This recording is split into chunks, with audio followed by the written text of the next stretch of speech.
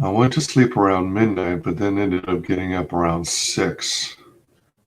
Not exactly sure why. I probably should have slept closer to 8. Excuse me. So let's go to a tab in Twitter.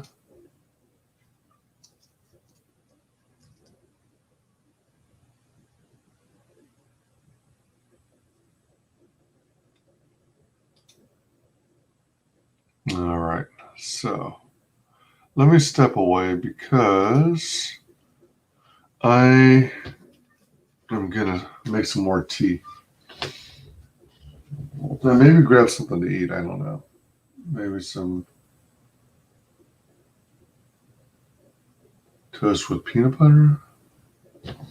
Be right back.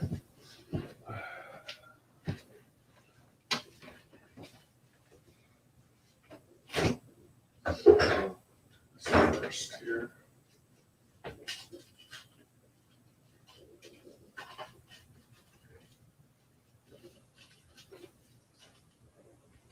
Oh, actually.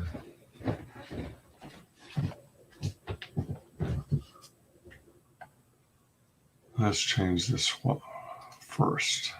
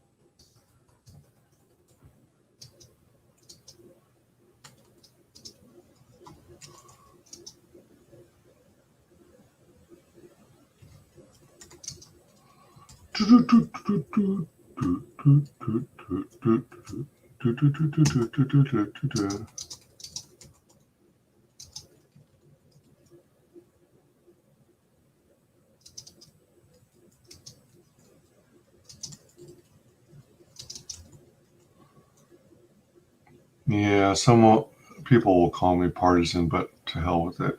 Everyone has their own opinion. Everyone's free to express their own opinion unless you're conservative.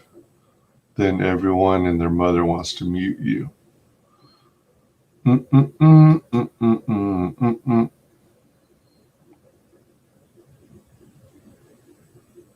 That's the maximize button. What the blippity bippity boop? I'm having trouble connecting. Don't give me that crap. All right, there we go. Huzzah! Huzzah! All right. All righty then.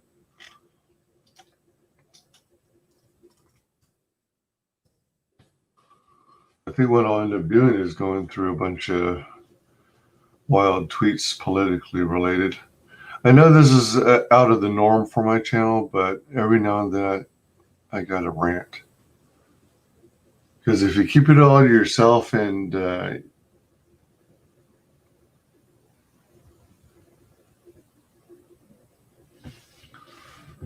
certain things like politics. Oh, what the heck? What is this? Why did the screen go blurry? That's weird.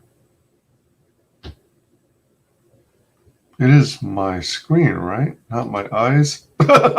Shit, what the? Oh, weird. Remove, add. Oh, weird. Let me see. Oops. Oh, come on. Dang it. Reopen. And I have to reshare. Boom, boom, boom, boom, boom, boom, boom. Boom, boom, boom, boom, boom.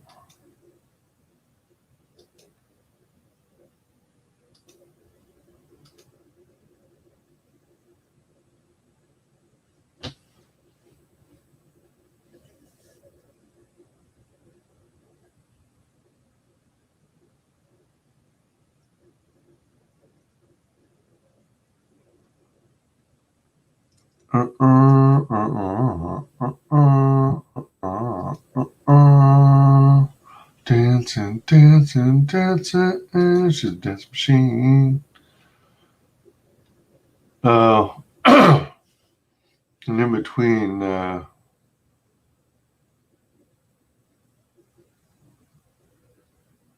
wow, shit. Holy crap. Let's take a look at some CG promotion here. If you create something and you sell it under a label called brand name, it's a unique product. Yeah. If you sell your brand name label to somebody who then puts the label on an inferior imitation, is it the same product? Ooh. Sell your brand name.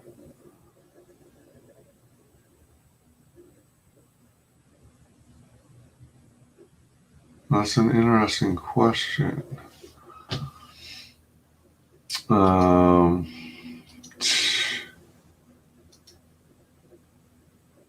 Let's see. I mean, technically, well, the brand is the same, but the quality of the product is different. So I'm going to go with imitation.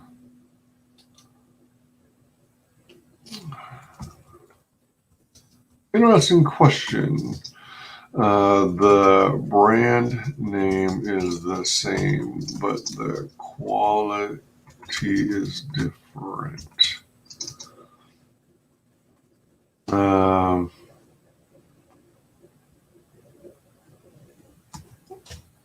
Lucasfilm Uji was awesome. Lucasfilm Disney is fan fiction.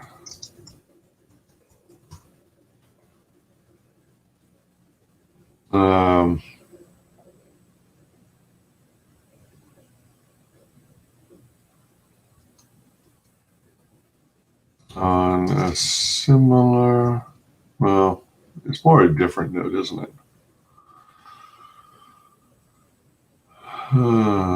Well, that's, I guess, a different topic, actually.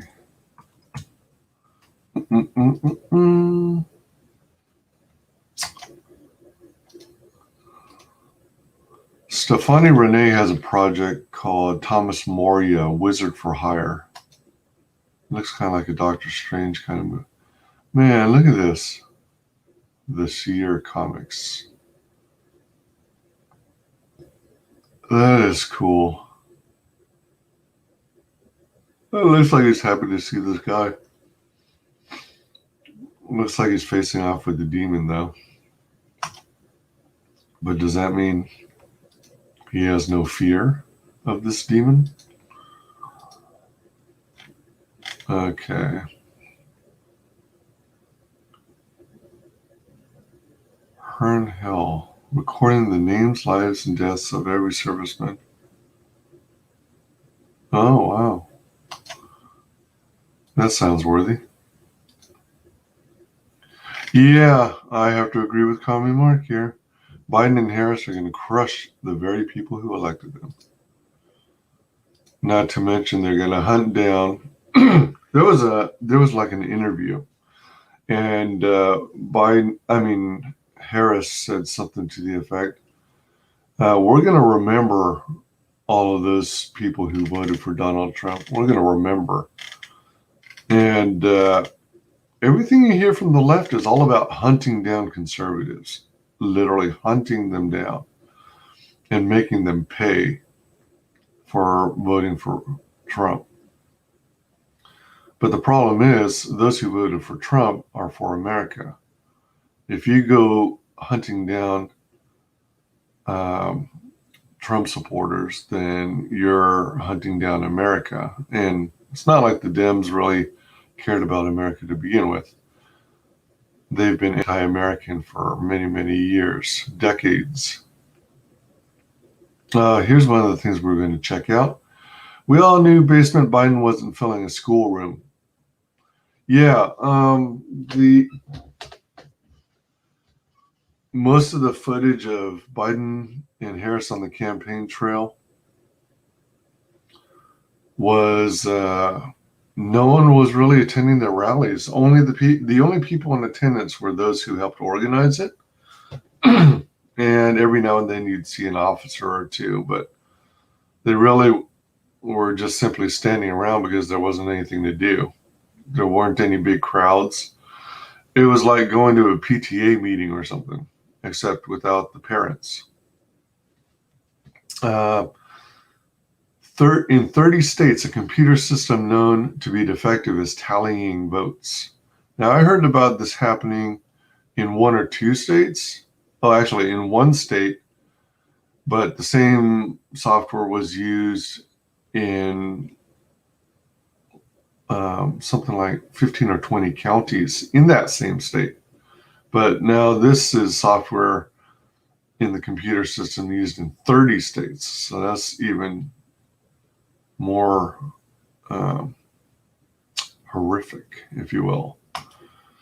So let's check this out. Oh, I gotta make some tea. Brew another pot of tea so I can refill my container.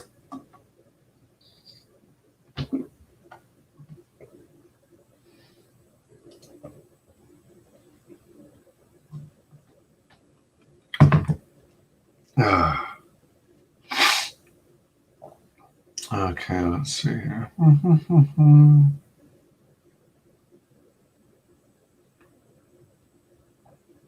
I'm hoping some of the people from CGUK swing by. I'd be interested in getting their take on what their thoughts are. Oops. Uh-oh. All right, I spawned a new window. Oh, I have to switch. All right. Remove that. Whoops. Stop sharing. Reshare.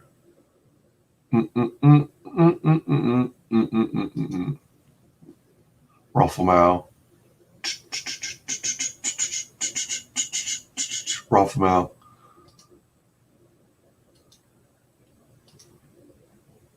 Whoa.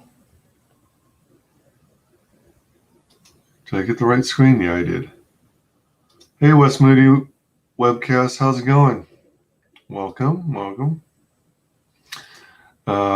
Yeah, I know this is not the norm for my channel, but every now and then I'm going to throw in something political because I'm sick of being censored. I will be. Oh, frick. I closed the tab by accident that I was sharing. That's what I get for having so many darn tabs open at once. Boom.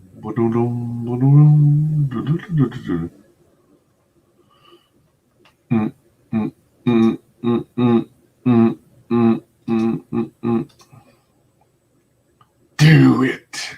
Do it.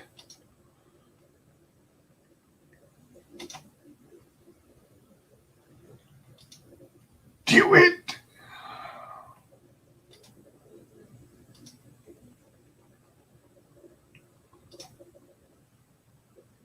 All right. All right, let me go make a batch of tea. Be right back. Trying to figure out whether to make some toast or something.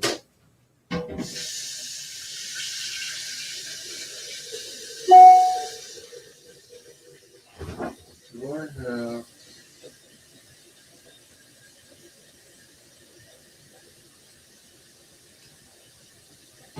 Well, this would be weird, but why not?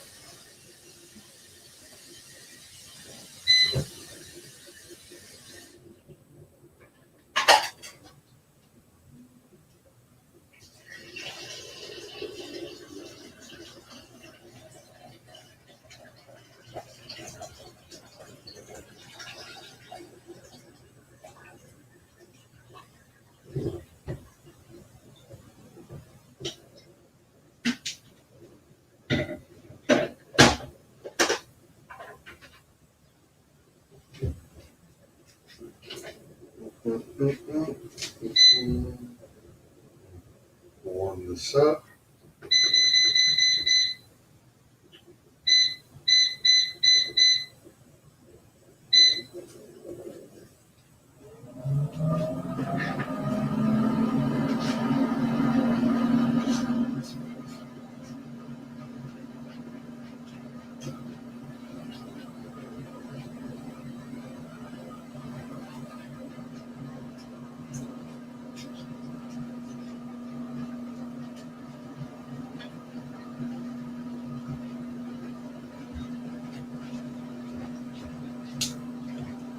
Well, this is going to become a partial eating stream too.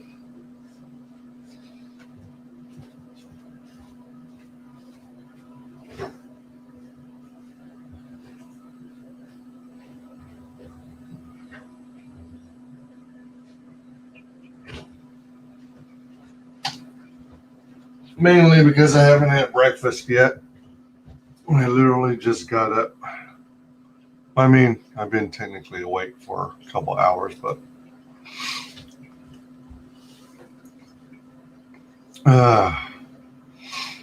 I'm getting trolled by Biden voters with a 60 IQ. Totally understandable. I hear that. I used to be on Facebook under my personal account, and I would share and talk about politics all the time. And there would be some times where I would literally get dogpiled by liberals. And, nobody had any facts to back up their claims. It was just garbage. But they all they did was spout off talking points that, the stupid DNC politicians kept shoving down people's throats. There's a saying that goes, it might be, it was either some communist or I forget the name of the person. Or maybe it's part of the Clower Piven line of training where it says part of breaking down an economy is telling people the same thing over and over and over, and eventually they'll perceive that to be the truth or the facts. And that's literally all they kept doing. They kept spending the same talking points, and you could tell as a whole they weren't really thinking for themselves, which was sad. They were what we refer to as sheeple. Hello, Christine Venner. Thanks for stopping by. I'm a Brit, so not sure if anything I say will be of any value, but I'll cheer loudly from the sidelines if that'll do.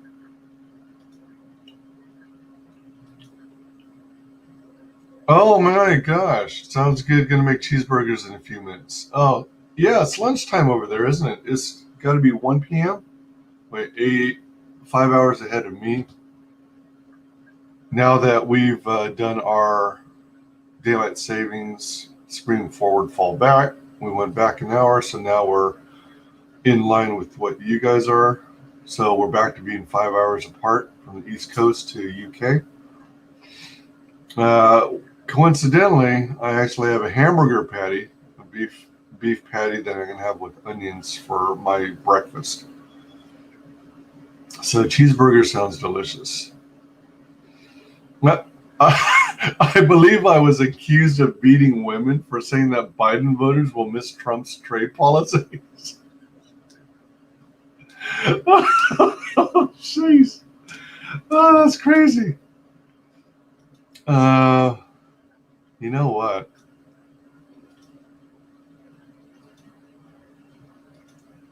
Wes Moody and Christine Venner, please consider popping in on the panel. Would love to have you on. Um, I've got people who occasionally DM me and or comment on my posts or respond, uh, and it's like they come up with the weirdest things, and then they don't look. I mean,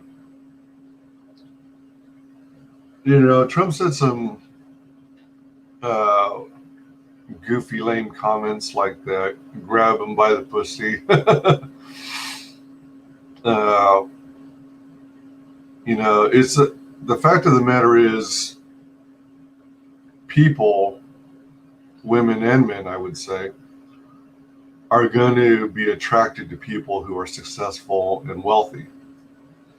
And sometimes at a point, it goes against the better judgment of the ones who are fanboying or fangirling over the successful person, that they, in a sense, or at a certain level, are willing to kind of degrade themselves or drop some of their moral compass.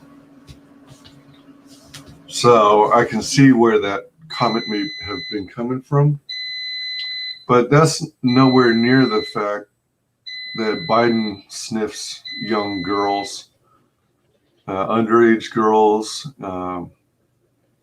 adult women in public, on camera, and is still thought to be acceptable by their constituents. Yep, sheeple. Yeah, so I was often doing political related posts because we had 8 freaking years of Obama, but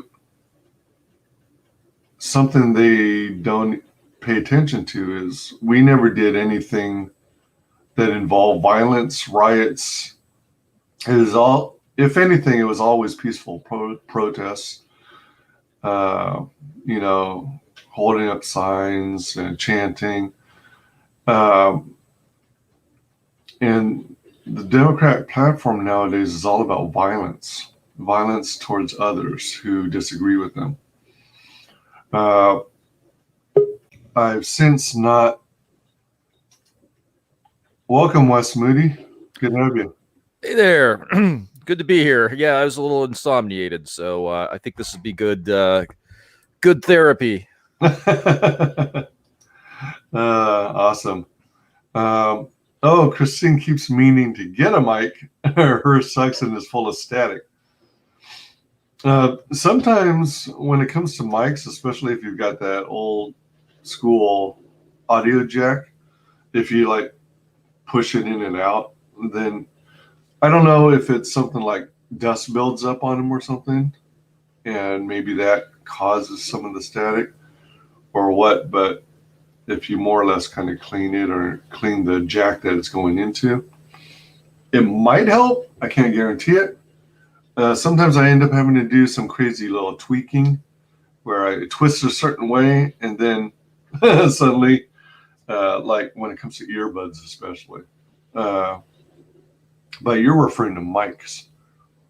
So I'm wondering if you're using one of those stick mics that plugs into your audio jack on your computer.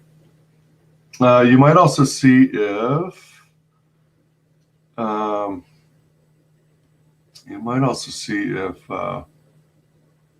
you currently have your mic plugged into your computer, see if there's another audio jack. Like my computer has an audio jack on the rear of the computer as well as on the front. And I also have a set of external speakers that also has a jack for the mic. So you might try one of the other jacks. Go ahead. I could definitely relate to the Facebook stuff you're talking about, man. I had right after Trump won, I got dogpiled pretty bad. I had people death threatening me. They found my cell phone number and they called me and death threatened me because I made a comment they didn't like about Obama's farewell address. That's ridiculous. I mean, like I said, it's all about violence. There are comments from the left that are all about we're going to hunt down the conservatives who voted for Trump. Anyone who voted for Trump, we're going to remember you. Yeah, it's like, I mean, if Trump doesn't prevail in the courts, it's like you won. But what did you really win if Biden ends up taking office? What did you really get from that? You got some creepy old dude that's demented and goes around sniffing women and is one of the most corrupt politicians that we've ever had in United States history. Good job. Well played. You sure showed me. See, the problem is they've got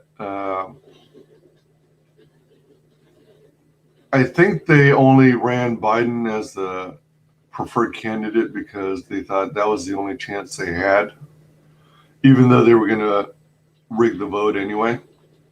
Well, they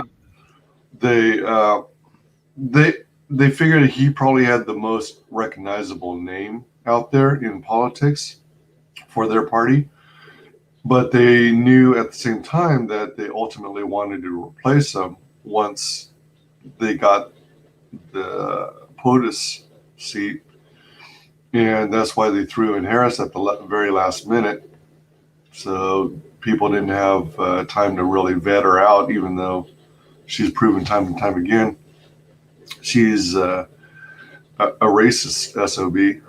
Yep. Go ahead. I thought the one silver lining to having Kamala elected VP would be that she wouldn't be my senator anymore. But now I'm seeing the list of names that Newsom is putting forward as her replacement, and I'm like, oh man. Newsom's bad news. He's screwed up California so much. But what I was thinking is, all right, so they put in this corpse called Biden into office, and prior to the election, Pelosi and her gang, her mob, her mafia, pushed to get changes made to the Constitution. What was it? 35th Amendment, or was it 20th Amendment? I believe that's the one where the cabinet can take steps to remove the president. Yeah. So at first I thought they were going to use that. Well, actually, I thought they were going to use that to apply towards Trump if he does get reelected, which I'm sure he will. But then, people started mentioning, oh, they're probably going to use it for Biden. They're going to consider him mentally incompetent and incapable of holding office, and then make Kamala the president in his place. And I think that's their ultimate goal. Well, yeah, I mean, there's a reason she made it on that ticket when she's a complete and utter lightweight and nobody likes her. I mean, you saw how quickly she got knocked out when Tulsi Gabbard called her out on her shit. And all of a sudden she's the vice president. She's the vice presidential candidate. It's like, you can't get rid of that woman. Yeah. Yeah.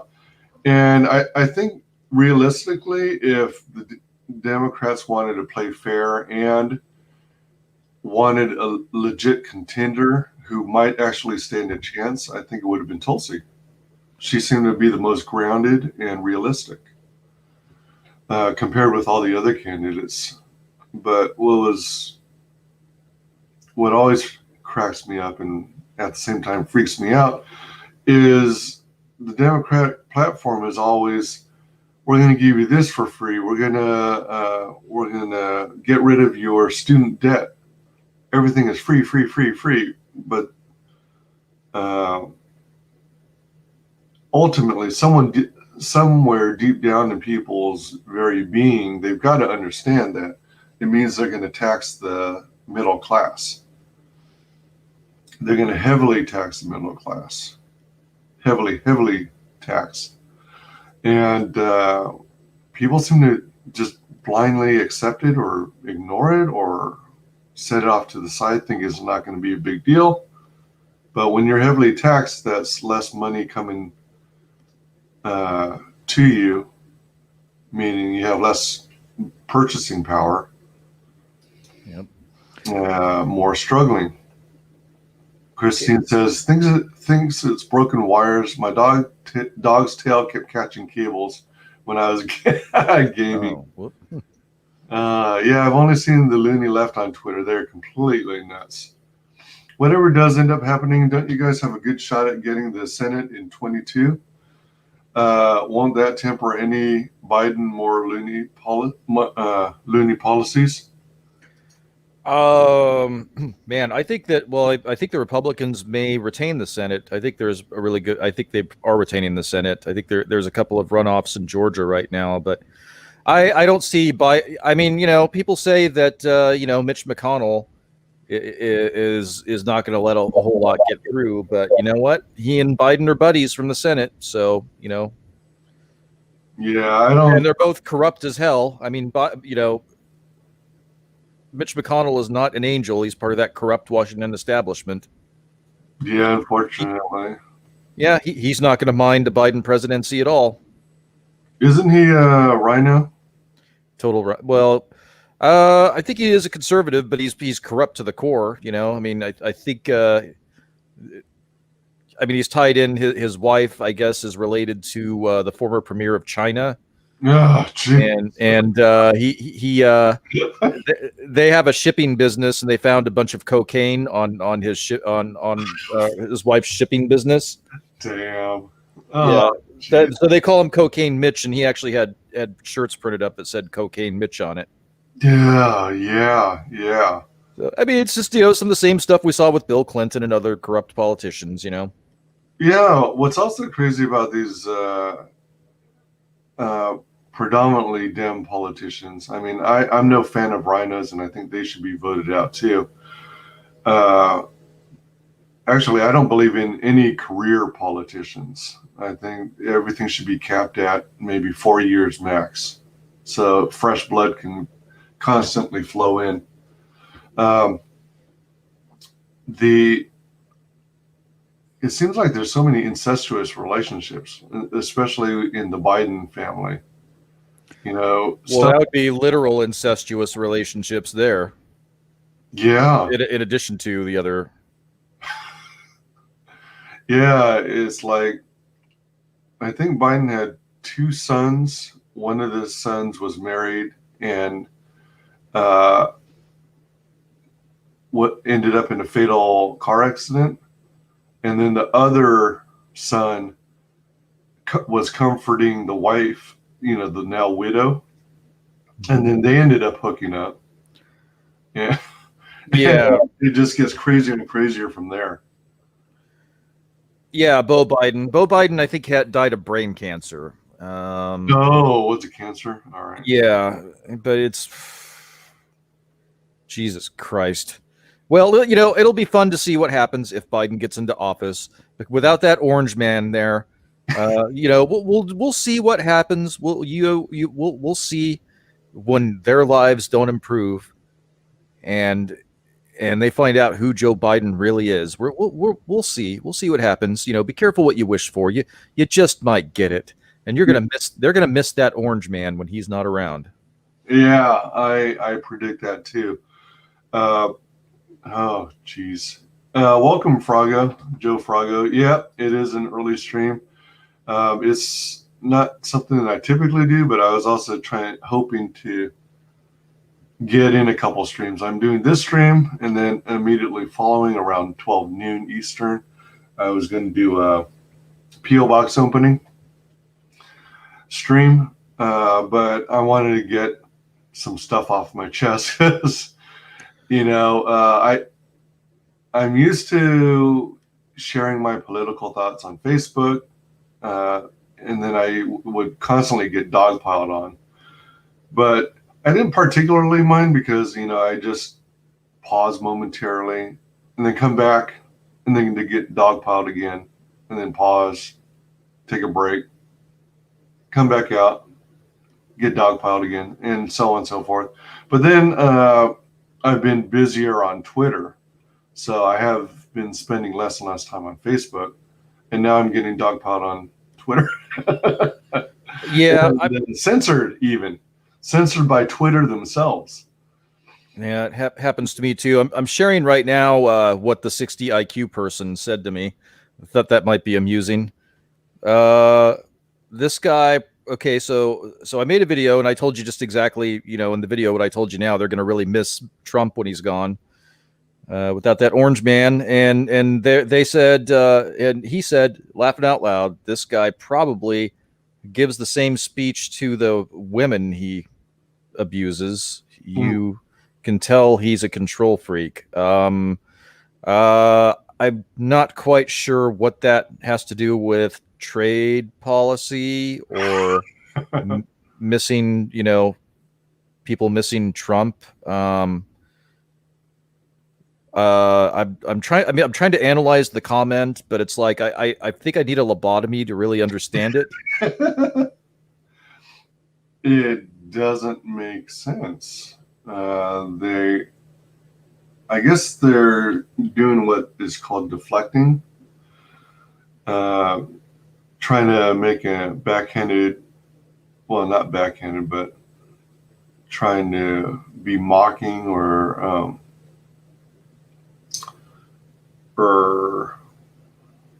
let this guy. Lol, this guy probably gives this same speech to the women he abuses. It really doesn't make sense. It doesn't even speak to your comment at all or your video. It's very strange. That would be like if he said, "I loved the Biden crime bill," and I said, "I caught you sucking a dick." I mean, Exactly. Yeah. Jeez. Let me see here. So it's interesting. It's yeah, people are weird. Yep. Oh wow, that's one thing that occurred to me as soon as I saw Biden was announced. Will he go soft on China? Oh yeah. Yeah. Oh yeah. I wouldn't be surprised. One of the things that Trump did right around the time, when it looked like he was losing, was he authorized a huge sale of arms to Taiwan. I wouldn't be surprised if he gave Taiwan away. I mean, look what happened with Ukraine and Crimea under Obama. Mm-hmm. Just like, yeah, here you can have it. So I wouldn't be surprised if a Biden's like, yeah, go ahead and you can have Taiwan, which I don't know. I don't think if Trump, if his lawsuits don't work out, and it looks like there's not a good shot at them working out. Unfortunately, once the ballots are cast, it's hard to track them down and throw them out. It's just really difficult. So if provided we do have a Biden presidency, I don't think Trump's going to go quietly. I think Trump, if he sees Biden going to sell us out, I think Trump's going to roast him real bad. Mm. And I hope that Trump declassifies everything that has to do with Biden selling us out. I would really like to see that. Yeah, let me see here. Well, it looks like sketches here. So will Trump get back in if and when Biden is proved to be to have fraudulently won the? Whoa, where'd you go? Whoops. Oh, you stopped sharing. Yeah, I did. Yeah. Hey, sketch. Sorry. How you guys doing? Good, thanks. So will Trump get back in and when Biden is proven to have fraudulently won the election? Yeah, as far as I understand, he should. I mean, I don't think he'll even leave office, to be honest, because they should be able to resolve this pretty quickly. I mean, the court system is slow as hell, but at the same time, they are dealing with the Supreme Court, which might possibly speed things up. But it makes no sense that it would take what the Dems are claiming up to a week or longer, a month, whatever, to to count the votes.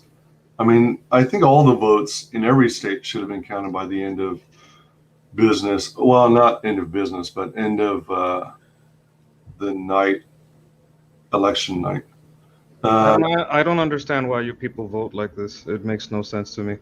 We checked Diebold, we checked a couple of other companies. We decided that paper ballots are the way to go. And we count our votes manually always. Three party members must be there: the Independent Party, the Democrats, and the Republicans. I've sat at the polling station, helped count the votes. That's something that I've done here in Puerto Rico. Oh, cool. And we don't get to vote for president, which makes the 4th of July very ironic. And another thing, state people think, oh, Puerto Rico, they just the statehood vote won. That means we're getting a bunch of Democrats. That's a false assumption.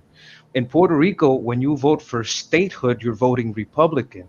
When you vote against statehood, you're voting Democrat. So when Puerto Ricans choose statehood, they're also choosing the Republican side. The party in power is the Republican branch, the local Republican branch. The party that's about to win is the local Republican branch. There's a lot of assumptions about just because, like it's the same thing in Florida. Cubans are assumed to be lefties, right? Just because they're Latinos. But then they're like, no, yeah, that Castro thing, they really didn't like that. Yeah, seriously. They weren't down. They weren't down with the leftism, and then it's extreme form communism. So there's a lot of assumptions about how we think about property rights, how we think about taxes. We don't like taxes. Oh, I don't yeah. like taxes. I mean, that's just like no. Even 50 Cent doesn't like taxes. I think he's gonna go down to 10 cents. I swear to God, he's gonna go down to 10 cents if he stays in Cali. Now, if he moves now to another state, he might be 18 cents. But if he stays in Cali, he's gonna be 10 cents. That's true. Yeah, California's really bad with taxes. That income tax, man, that's ridiculous. And if you live in California, I live in California, and you're self-employed or you have a business, we have our version of the IRS is called the Franchise Tax Board. And no matter what you do, they always think you're up to something if you're self-employed. And those fuckers, ooh, I'm getting mad. I'm thinking about it because back in 2007 when everything crashed, I had a real bad year, right? And they and so I believe I didn't file for that year, but the sheriff of Callingham. Remember, like Nottingham, Callingham. Ah, right. The sheriff is coming to get your taxes. Yeah, so those fuckers couldn't. Okay, I couldn't manage to deliver the notice to my proper address, but they managed to track down my bank account and wipe me out without any notice because they're legally obligated to send a notice to your physical address. So they couldn't manage to find that to tell me that they were going to do that, but they did manage to find my bank account and wipe it out. And so I had to refile and get my money back that way for that 1 year. So yeah, fuck California. That is screwed. I'm originally from California. I lived most of my life there. Now, if you make a census and all those people that are in California move out, but the census counts as if they were still there, what does that do? Shouldn't all these electoral votes go somewhere else? How does that even work? I'm not familiar. Like I said, I'm Puerto Rican. We do it different around here, and they don't really teach us well how it works over there at school. You understand what I mean?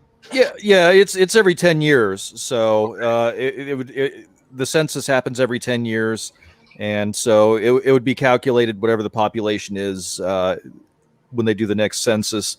I believe California is going to lose 2 seats in Congress. I thought they were. Due to the 2020 census.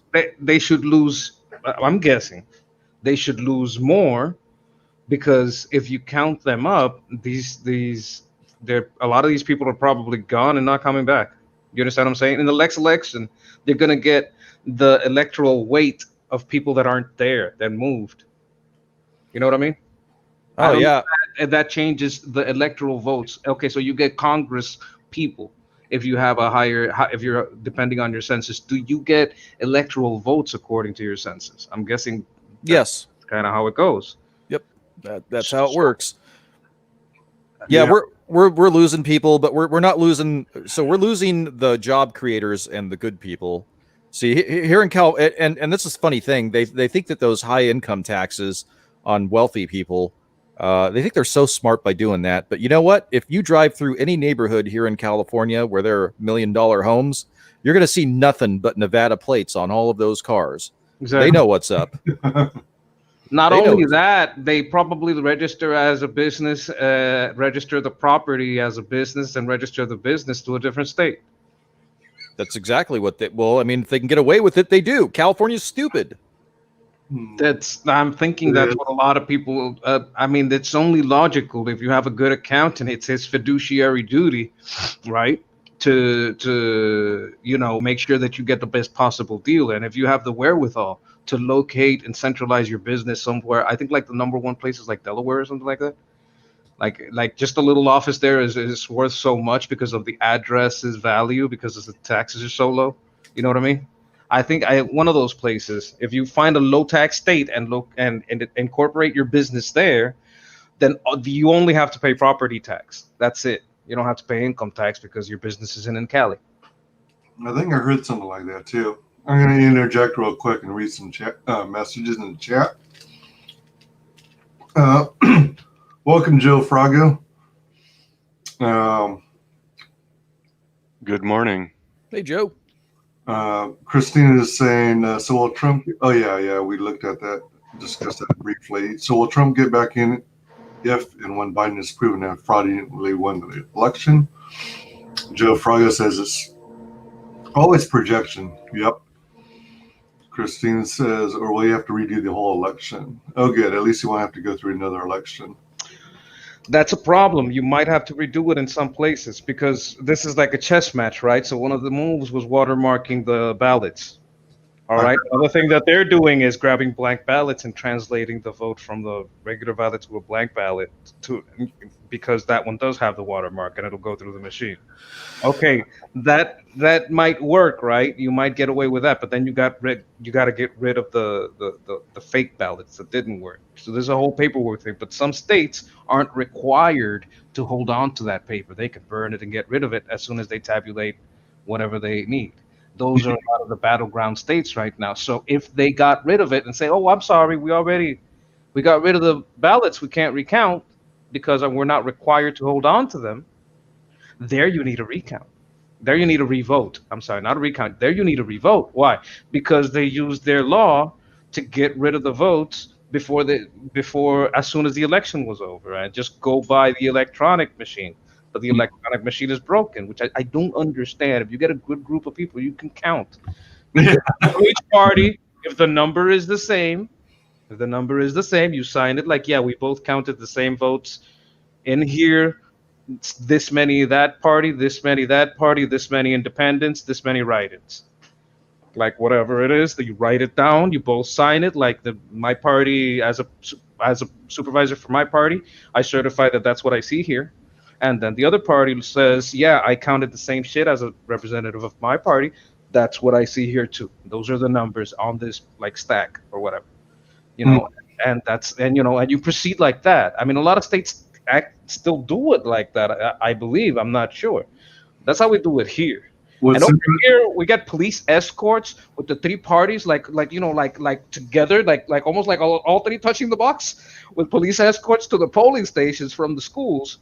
And at the polling stations, there's a whole bunch of cops, a whole bunch of people from all three parties, all looking at each other and saying, "Okay, we all want to get home, so let's just count this shit.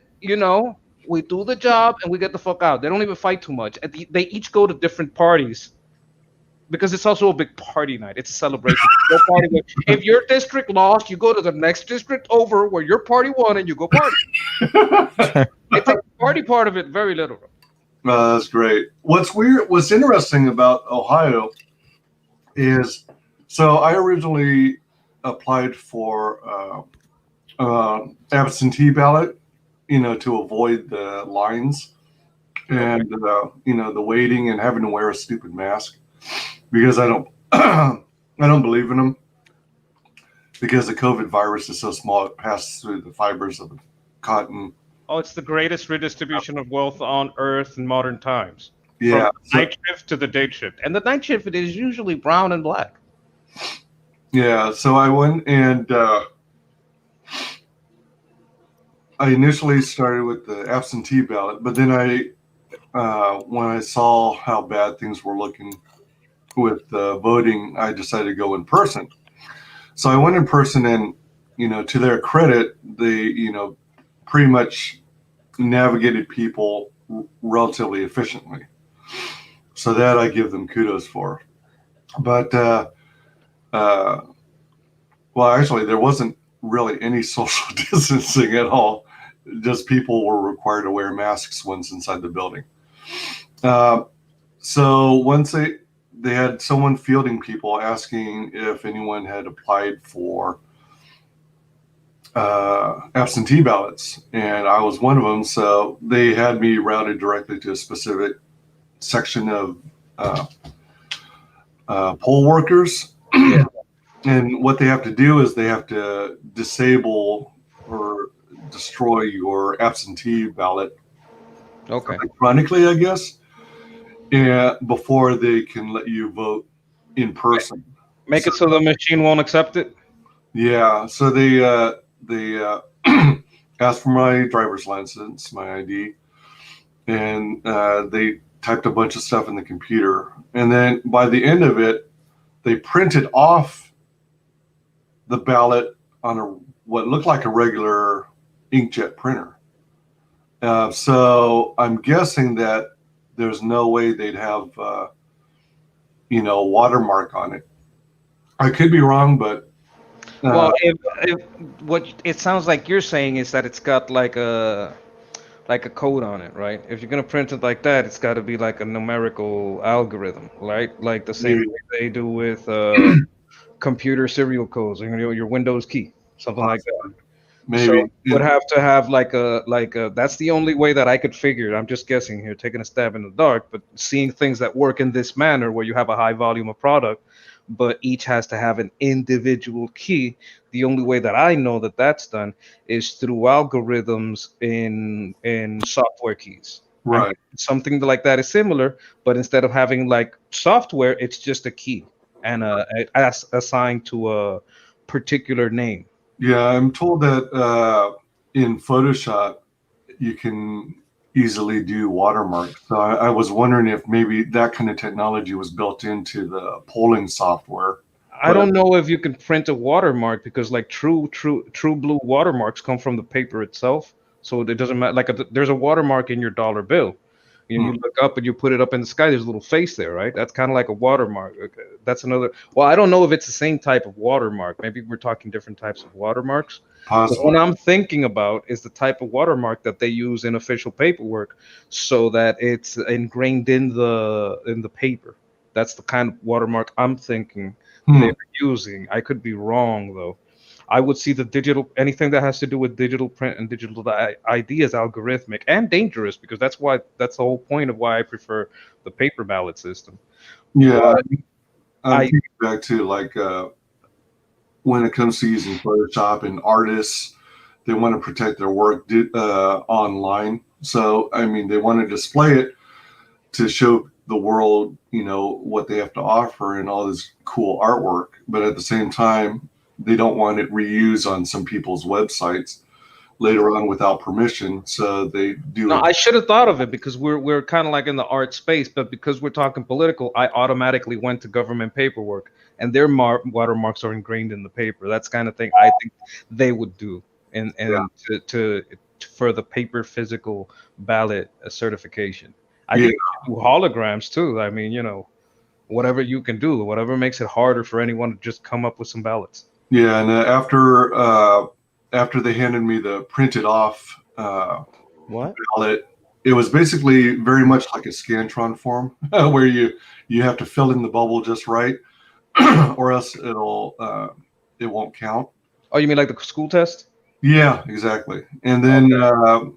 from there, you take it to a machine, and then it was basically uh, two pages. Well, technically three, but one page was double sided, and then you scan one into the scanner machine, one page at a time, and then it registers your vote supposedly, but you don't get any kind of receipt or anything showing who you voted for. It just keeps it in the system, and then another poll worker disposes of it or puts it in a secured container for shredding later, I guess. I think that was. I'm guessing this thing was first. Just by the way it works here, this thing was first initiated as a way to preview votes that would later be physically counted, and now it's becoming like the main thing that decides it. Which I think it's. I don't even know if that's the way it's supposed to be used. It's the way it's used by the media. Hmm. But and different states are changing the legal uh, weight of that machine's decision, but I don't think if in inception it was ever supposed to be like that, number one. And number two, what I was getting back at is like if these machines are wrong or if this paper is bad and these states have a mandate that they don't have to save it, they can just throw it away, it requires a revote. There's no other way to check. There's no other way to verify but a revote. Christine says, I find your politics hard to understand, really. I don't understand your tax system, for one. I think you pay federal tax that you can kind of claim back and state tax that you can't. That means Puerto Rico, I'm guessing, right? We get the same taxes you do. We get the same federal taxes you do. We get the same Social Security. We have the same requirements on businesses to have health care. We have a lot of the same thing. We don't have representations in the places where our law is made, nothing according to our census, and we don't have we can't vote for president. It was under the Jones Act, the Democrats who had lost the Civil War and started segregation. They decided that we were inferior peoples incapable of understanding white civilized politics. So the Democrats took the vote for president away from Puerto Rico. They, having lost the Civil War, also started segregation and the forced sterilization of, in my island, many people and people of color all around the South and Eugenics. New York. Yeah, eugenics movement of the time. It's all. Then they took over the schools, and that's why your kids don't know that. Oh, geez, yeah, exactly. Andino Caligula Palacio. Jesus Christ, what the fuck did I walk into? The one person with the camera on shouldn't. That was probably that might have been me. That was me. This was posted before you came on. Okay, because I was sitting here eating my oatmeal, just watching it go back and forth. I'm like, oh, okay, don't have popcorn, but I got oatmeal. So I got a quick question here. Am I the only one on this panel who thinks Biden might have legitimately won? Yes. Oh boy. Oh no. And I voted for Trump. So, but that's a nice thing about voting as a Republican in DC. I can go home and actually turn on the TV and see my vote, Hey mom, it was number 11. There's too many coincidences that in the the places that are controlled by Democrats is where we're having voting problems. It's too many there's way too many problems in the places where there is Democrat control. There's too many videos of people manipulating the votes. The votes are very, very close. Mm-hmm. There's no way there wasn't cheating, right? And the margins are so close that if there was cheating, then whether he knew or not, no one cares. It's just not the way we decide things. And it's no matter who you vote for. I don't think he had the votes. I don't think there's any way he had the votes. I think that the things that the Marxists are doing in their takeover of classical liberalism is destroying the Democrat parties, and the Democrats know it.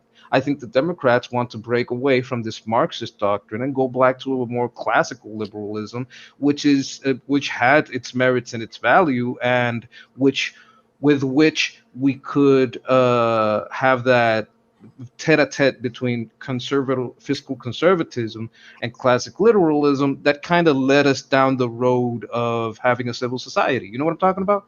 Yeah, I do. Oh, I was just going to say I disagree. I don't think the Democrats want to go that direction. I think instead they just want to. Well, the Marxist communism and Marxism. the Marxists don't want to go in that direction. The Democrats, the real Democrats, okay, there's been Democrats that are not evil for a long time, right? There are the old school eugenic Democrats, and there are those that have, there's like, those that have been kind of like lulled in by what were the old concerns of the Democrats, which were these mass incarcerations over victimless crimes have to stop, even though they refuse to recognize owning a gun is a victimless crime. But like these mass incarcerations of over the crime of possession of some medicine, the crime of possession of a gun, the crime of possession of whatever. If there is no victim, there is no fucking victim. That's a large weight on the fiscal budget. We're incarcerating nonviolent people, and it's a pre-crime. You're the pre-crime that you might get high and do something bad. Well, the biggest weight on the federal budget right now are entitlements, Social Security, Medicare, and Medicaid. I mean, unless we start doing something about those. Well, if we're gonna be real, you got to count the military. The military, yes, that is yes, I would agree with that. But that's why ending war. There's nothing. Legally, Congress can change military funding year in and year out. There's no law that says you have to pay the military X amount. There are laws saying someone qualifies for Social Security, and they meet these requirements, you have to pay them X amount. So that makes those programs a little harder to change. But we do need to. Well, military spending is not really large on the payroll. It's really large on equipment. Well, I'm not saying payroll. I'm just saying there isn't some law saying that Congress has to spend X amount on the military, whether it's equipment or payroll, every year. I think if we go by the law, it should be less. They're not supposed to be like a standing army. I don't know. We have like a very handsome frog over there popping in and out. What's going on? And I think you two are beautiful, by the way. But I'm not into guys, so I'm like a bad judge of characters. I'm kind of more into girls. But if I had to say, I think these are gorgeous people. What's going on? What's happening? By the way, I just kind of hopped in to say hi. But hey, how you doing? I just woke up. My daughter's crashed out right next to me, so she could wake up any second if I drop out. It's probably her making me make breakfast. Yeah, I just hopped in to say hi. I got that morning. I got that morning deep bass. Why, hello. Hello, morning people. Radio voice. Welcome to. Good morning. Welcome to Wise Guys Entertainment. Hello, General Kenobi. Hello. Yeah, like I don't know. All this political stuff is all a headache. All I know is the last time I went to a place where people were working the polls, I got chlamydia. And yeah,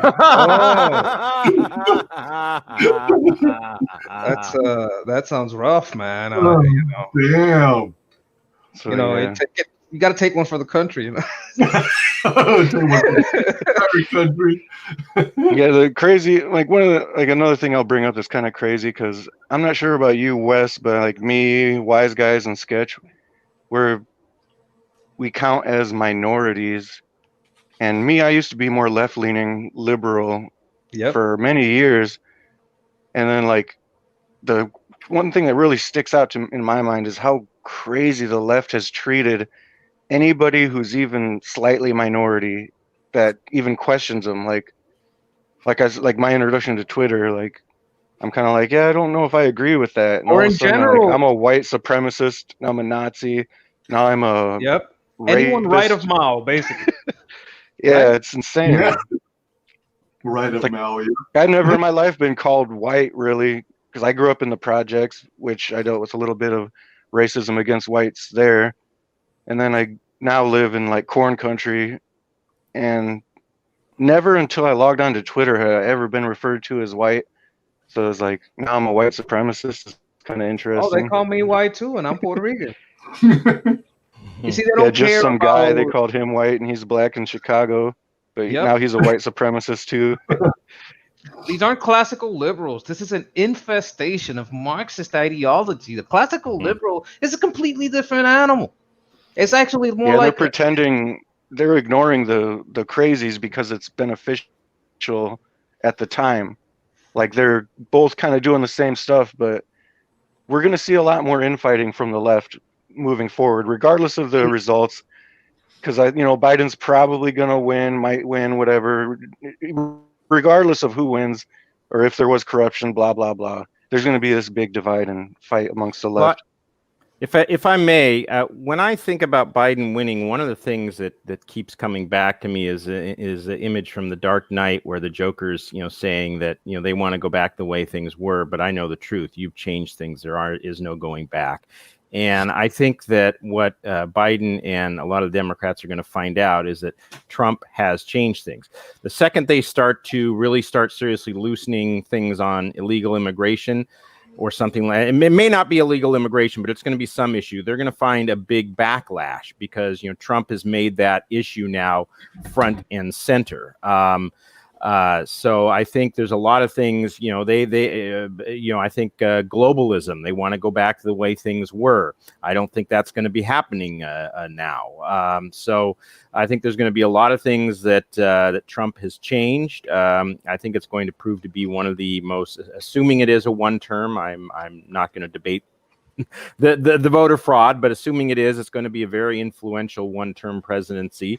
And I also think that you already see Biden saying he's got a mandate and he's going to go forward with the liberal agenda. It's like, are you kidding me? I mean, people didn't vote for the liberal agenda; they voted against Trump, if anything.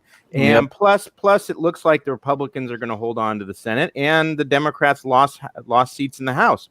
Yep. There's no mandate for the liberal agenda, but it's what the Democrats always do. They always overreach. They've been doing this since Clinton. They always overreach to the left, and it comes back to bite them. And I suspect they're going to do it again. And all I can say is, thank God, Cocaine Mitch is still going to be running the Senate. So. Well, I don't know. Cocaine Mitch and Biden are buddies. They both were in the Senate together, so I don't think they're going to do that. I hate prohibition. I say fuck prohibition. I don't give a fuck what they what drugs they're on, unless it affects their fucking handling of the country. Joe Biden, it affects a lot. But my real problem that I have with what's going on is that these people, number one, they're not Democrats. Mm-hmm. They're globalist Marxists.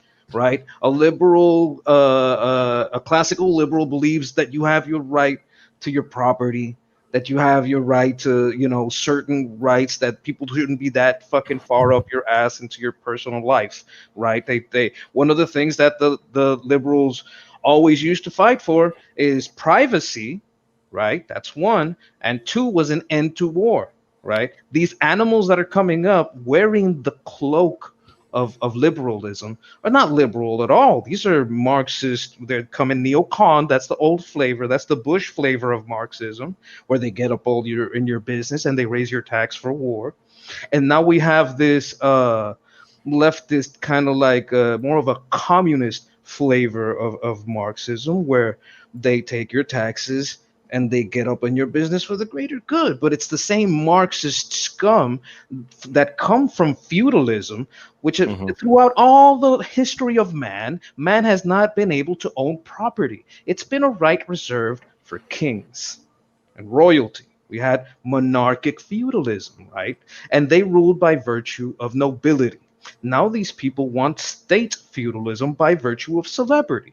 Right? Like kind of like a populism contest where we have the same elections, but we revert to not having property.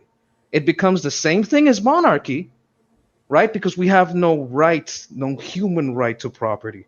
Within that right to self-ownership, it's like it goes against slavery, and ownership of your land, the only place where it has been established that you can own things is America. And it's more of an ideal, but it's a place that was based on that ideal. Because everybody has a mixed economy. Let's be real here, right? Even America has the least mixed. It's like a monarchy compared to other countries. But that's the goal. That's like what we're striving for. You could fund the commons with the lotto. You could fund the commons a lot of ways that aren't as wasteful as force. There's solutions out there. We're just guided away from looking at them because these Marxists have turned fiscal conservatives into neocons that spend like crazy and are up in your business, and they've turned classical liberals into commie Marxists. Yeah. I'm going to take a moment to try and catch up on chat. So a lot of these messages may seem out of context. I actually just wanted to stop by and say hi. I need to go give my son some attention before I do my 10 show just after 10 a.m. So wanted to say hi to everybody, and hope you're right that Trump is the winner. But well, we'll see. So all right, take care, everyone. Have a good Sunday. Appreciate it. Thanks for stopping by. Nice to meet you. And back tilt 2. Yeah, back tilt 2. All right. Yeah. Christine says the paper used in the printing didn't have watermarks. I didn't see any, but we don't know. We don't know. Let's not, none of these are facts. These are all opinions and jokes. Everything here is an opinion and a joke. Don't crucify wise guys for any of this. It's just a joke. Welcome, Eric McIntyre. Good morning, folks. Hey, Sketch. Good morning, Eric McIntyre. King Toad Comics, the Mothman, says, that's how it was here for me too, wise guys. That is literally taxation without representation. They do the same shit to Guam. Yes.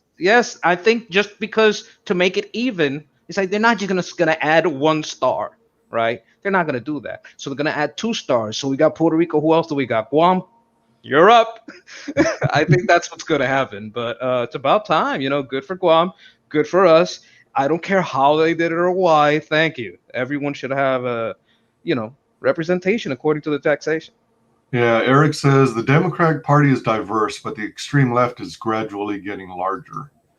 It's getting more powerful. I wouldn't say larger. Look, I want to give you all a ray of hope. I don't mean to interrupt, sorry, but if I may, I want to give you guys a ray of hope. There are 19,400 plus cities in America.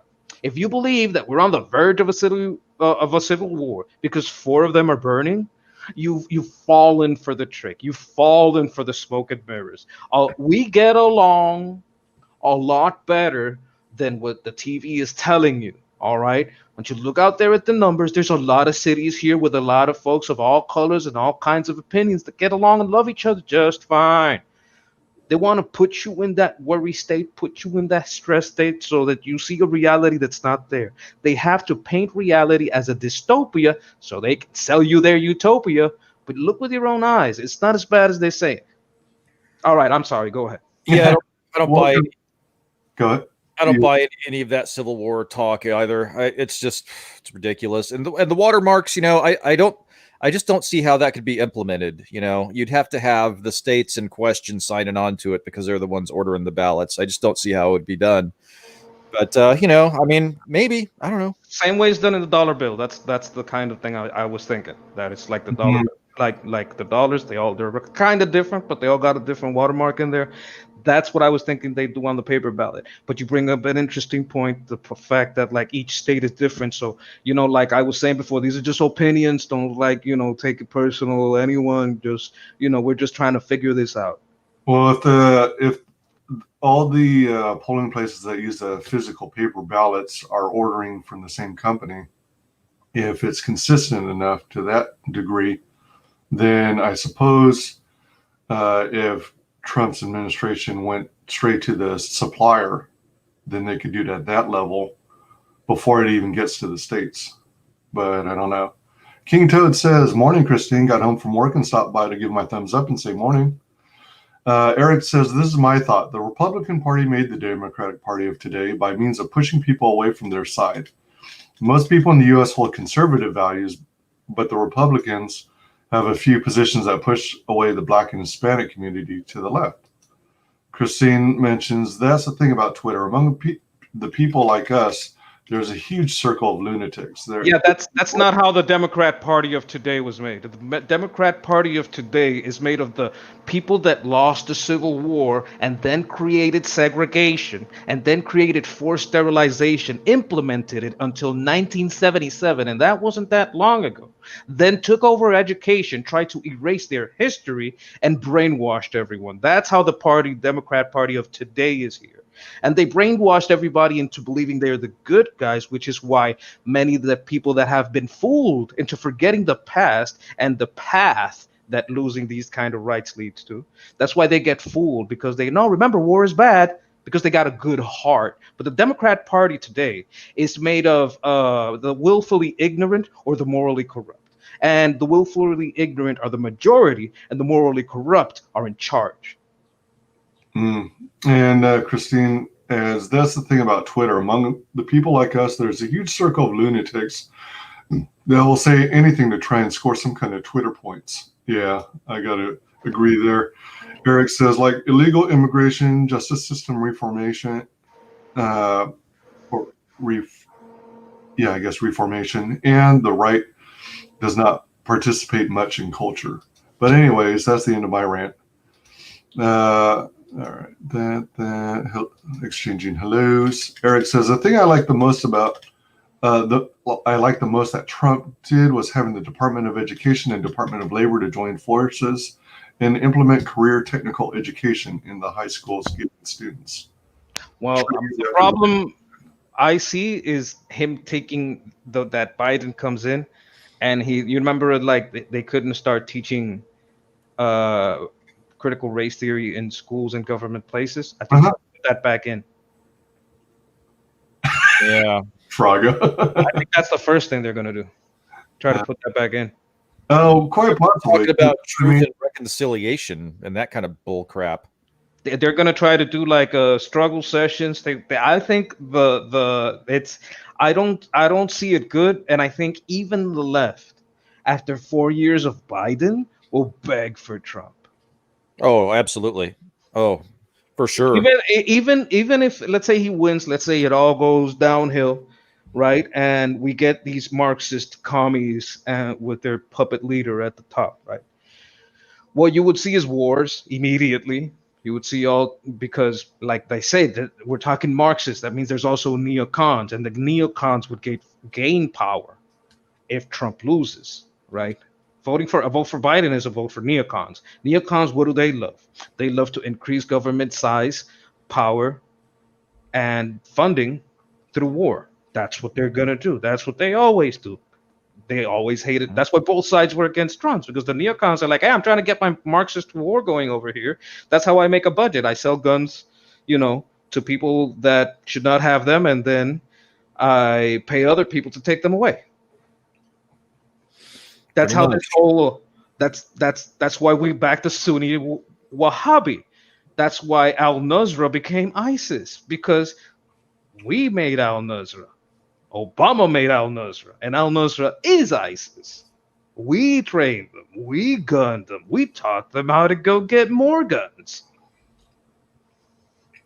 That's the reality. You could see CNN videos of that if they haven't been deleted down the memory hole, because they got a lot of Stan Winstons working out there. Eric says, yeah, it's a weird mixture of postmodernism and communism, which is an ideological oxymoron in itself. Not really. Communism requires faith over logic, and postmodernism is about the subjective over the subjective over the objective. They're very similar. They're both like a more of a cult and a religion than anything based on fact. Christine says, yeah, that's similar to the old style apprenticeship, except it's done in school. That's really great for all those kids that are better with their hands than they are with math or science. What I found interesting in Ohio is how things seem to be slightly different when it comes to education. Now with high school, after your sophomore year, you have an opportunity to get specialized trade skills. To get like a really like a jump start or head start into a career, as opposed to necessarily going down the traditional. I think the most common is like mechanics and secretaries and that kind of thing, accounting. Schools have like an accounting apprenticeship program, and you start a little early or whatever. Yeah, what they also have out here is, you could pursue things like healthcare, veterinary medicine, cosmetology, and those kinds of fields, which is quite interesting. I mean, if I had the opportunity to take something like that. Look, I always say the two most basic careers that you can have and have kind of like a decent wage is accounting, if you like math, and law, if you hate math.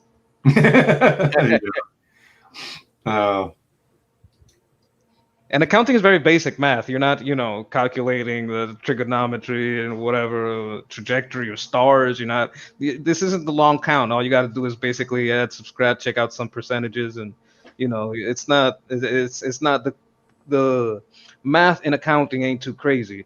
And they're like, if there is no math in law, it's very, very small. They usually have the accountant for that. They call an expert. They're about like memorizing why we do what we do and how it has gone before. Christine says, but they couldn't brainwash other countries that also get taught American history. The thing about it is, in the U.S., it seems like they're trying to erase history and rewrite it literally. In every country, they do it here. The people who do it are like changing the focus of some people in history, like the forefathers of the country, to other people like quote unquote minorities. And on a side tangent, speaking of minorities, even though well, it depends on what minorities. They seem to hate Asians. Yeah, they do. Yeah, they really do. I was gonna say, because they when it comes to minorities, it seems like Democrats only focus on blacks, Hispanics, and I guess that's it. Now they're saying Hispanics aren't people of color because a lot of them voted Trump. So yeah, so they work the night shift. People that work the night shift hate the lockdowns. It's like everybody of those people, they like black people and sometimes brown people. They got a second job. They work it at night. You just close like one of their two jobs, whatever it is that they were doing, and you just took one of the. Hey, wise guys. Yeah, I gotta head out. My daughter's awake now. It's time for breakfast. Okay. Hey, I just wanted to hop in and say hi and show some support. All right.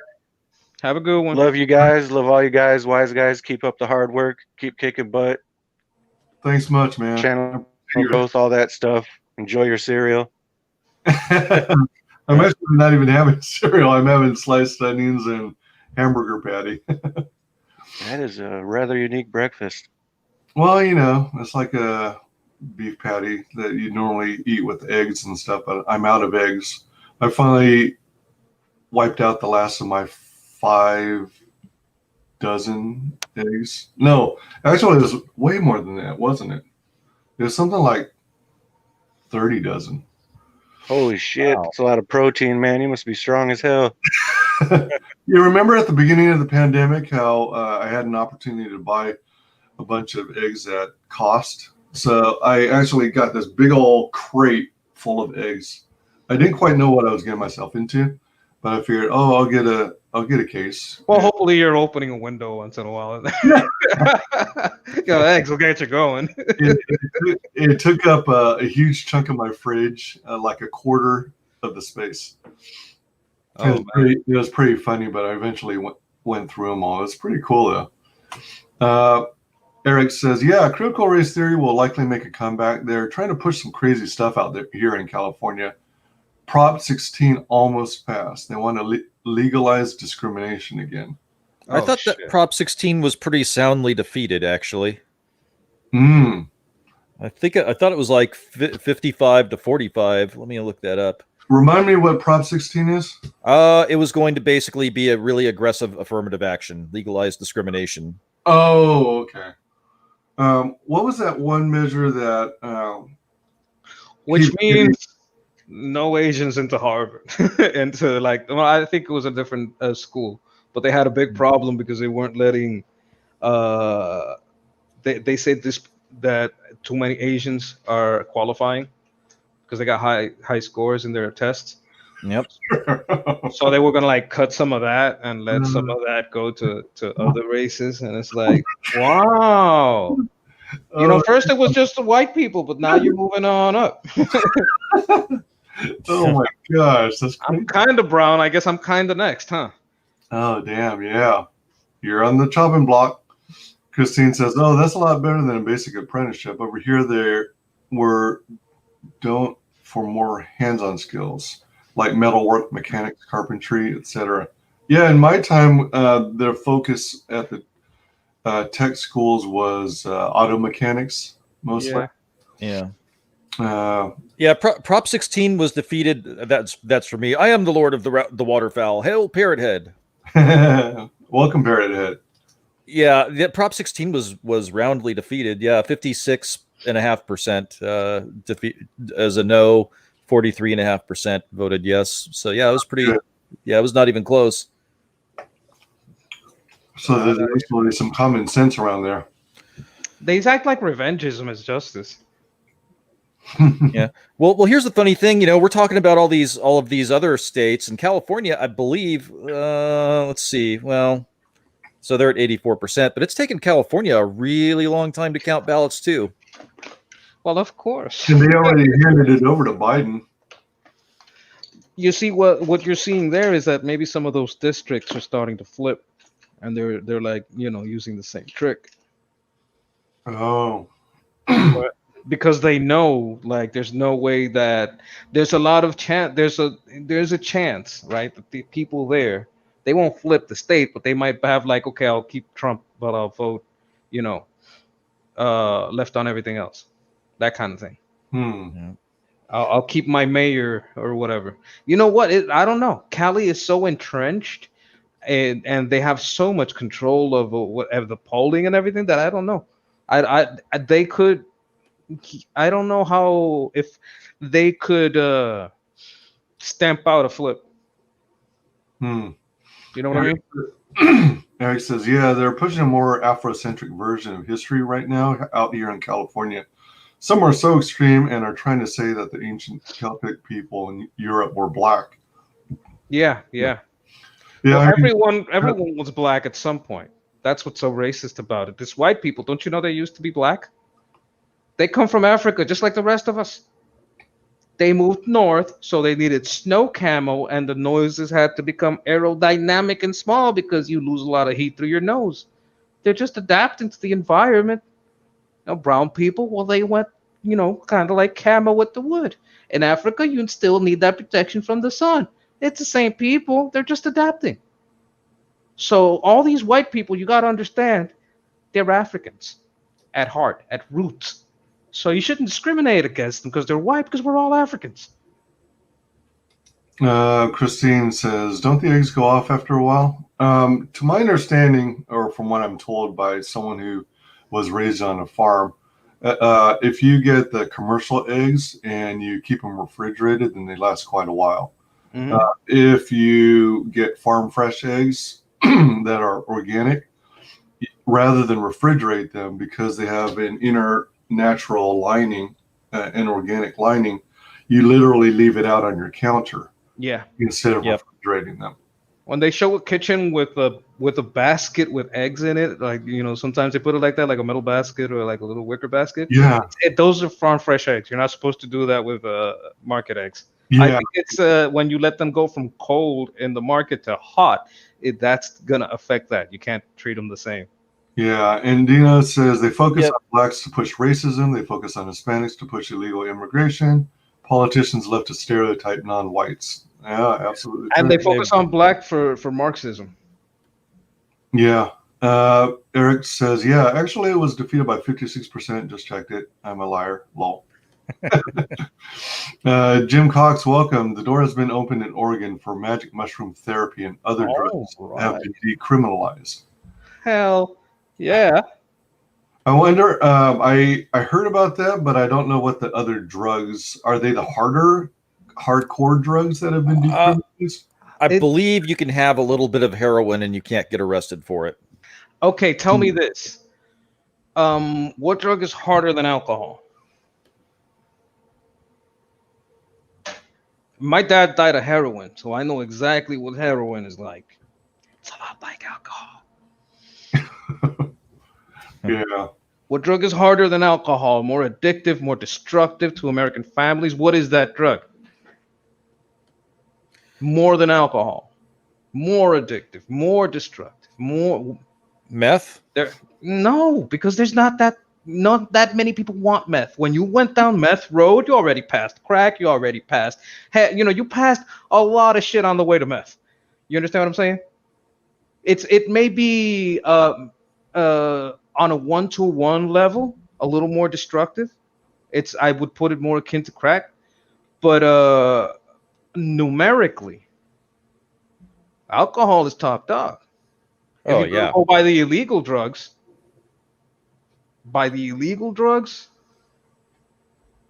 I don't know. I guess I'd have to give it to heroin, because heroin is an addiction that comes from prescriptions, so they have a higher hold.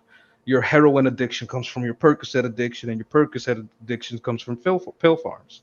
Are those worse than opioids? It's the same thing. It's like literally the same thing. Percocet is heroin, a different form, like like a lesser form. Right? Dosage. People get addicted to pills. They start like popping perks, then they start popping oxy. Then that's not enough, and they say, "Well, I might as well like snort this heroin," and then that's not enough, and that's why I might as well break the vein. Oh yeah, because it's cheaper. It's all the quest for cheaper. Whoops. They get sick like with alcohol. You ever had anybody like? You ever know an alcoholic that doesn't have alcohol? No. They get sick. They start shaking. It's like it's a physical problem. It's not just like I'm moody because I want a drug. It's a physical problem. Same with a heroin addict. They'll start puking shit in their pants. It's like they physically hurt. Yeah. Eric's down for some mushrooms. Joe's into partying. They called California for Biden almost immediately. Yeah, I know. That's why it was solid blue instead of remaining light blue. Mm-hmm. Christine says the reason why Northern European are white is because black skin doesn't allow enough sun in northern climates to produce enough vitamin D. So the further north they went, the whiter the skin. Joe said the focus should be on frogs. Christine says its evolution as vitamin D is important for absorption of calcium and the immune system, as well as plenty other bodily functions that I can't be bothered to list at the moment. Well, Eric says fentanyl is harder than alcohol. But it's like a form of it, right? Fentanyl. Is that I think fentanyl is spelled with an F. Fentanyl. I don't know. Yeah, that's what killed Prince. He got a hold of some bad pain pills. Yeah, they killed a bunch of people. Yeah, there was like 7 people in my area when that around the time Prince died that ended up dying because they got bad Norcos. The Norcos were laced with fentanyl. Bad Batch. Yep. Like not the movie, but like a Bad Batch of drugs. Mm. I've never heard of it. I thought it sounded like a drink. Jim says, yes, controlled substances are minor crimes. And Dina is saying, welfare? It shouldn't even be a crime, because the only person that has problem with it shouldn't be controlled, is what I'm saying. Because everything that most drugs do, you could go to with a bottle of alcohol, it could cause the same addiction. The problem is when you give these people power because you've made it so hard to get that you can have a virtual monopoly and a violent cartel for it, right? So what happened here in Puerto Rico is that all the criminals lost power because they legalized weed, and weed was the #1 drug the Puerto Ricans liked. So once they did that, all the municipalities were collecting a lot of taxes that they like for the drugs, for the weed, and that budget left the hands of the criminals. They couldn't, you didn't have to go to the spot to get your drugs. You could just get a prescription. You could just, and it's not even like criminalized, so you could it was a lot easier to get some, right? And that's why the problem is worse than the solution. The solution is worse than the problem. The solution is to incarcerate people. #1, that's a non-violent crime. There's no victim. What you do to yourself, you can't be a victim of yourself. Yeah. #2, the other option is that you're accusing this person of a future crime. Well, what he may do with those drugs. He may get drunk and do something bad. He may take some drugs, and that's a future crime. We are innocent until proven guilty. When you put someone in jail for possession, you're making them guilty before they can be proven innocent. You got to be innocent until proven guilty, not guilty until proven innocent. He's like, well, prove that you weren't going to do something bad with this drug. That's ludicrous. That's a very basic right that's removed in possession law. Possession, ownership, land, possession of self, possession of land, possession of things. The first thing they're going to do is attack your possession of things. then your possession of land, then your rights. And sometimes they attack it on different planes at the same time. Oh yeah, yeah. Possession is not a crime. It shouldn't be a crime to possess it. Non-commercial, he clarifies. Christine, it's a crack. Well, thankfully, we've rolled back civil asset forfeiture. Oh God, that was a really bad thing. That's horrible.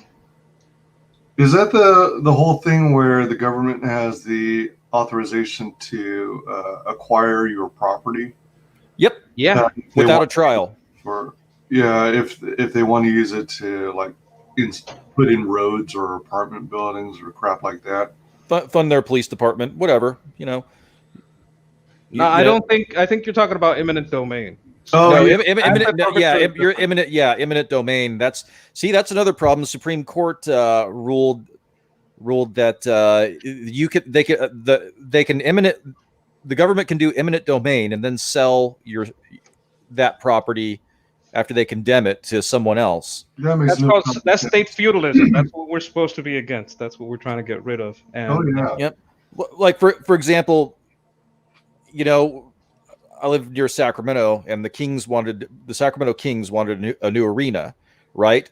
Well, we had this really depressed mall where they wanted to build in the downtown area where they wanted to build the arena, and some investor, before that happened, the city's like, please come in, build, bring businesses downtown, please. And so these investors, they snapped up a bunch of them for like pennies on the dollar, right? Mm-hmm. And then the city of Sacramento and the Kings said, hey, we want to build the arena there. And so one of the people that invested said, I want top dollar for this. Mm-hmm. You were begging for people to come in to revitalize your downtown. I came in. I want top dollar for my building. He was the last holdout. And you know what the city did? Mm. They eminent domained him, got a low appraisal on that property. Like that dude paid I forget what it was, but it was in the hundreds of thousands for his property. He wanted $8 million, and I think they ended up giving him, like $2 million for it. But still, I mean, he should have gotten the $8 million. But they removed his property right.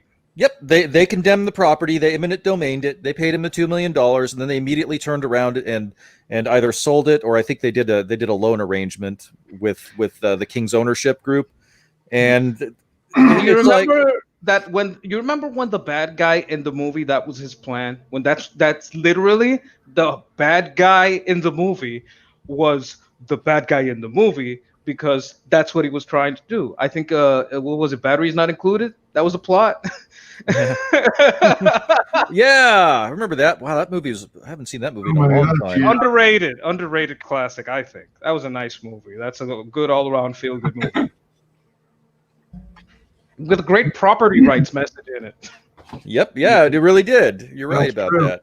I hadn't even thought about that. Eric says alcohol is more readily available too, but I am down for legalizing all these things and regulating it because the war on drugs is not working. I believe Goonies also had a similar property rights message in it. Like they're trying to buy the town or something. Yeah. That used to be like the thing. Like, your property rights and protecting them is what the hero do, and the evil man tries to oppose. Yeah. Yep. And it was like half the plot of the A-Team on the episode.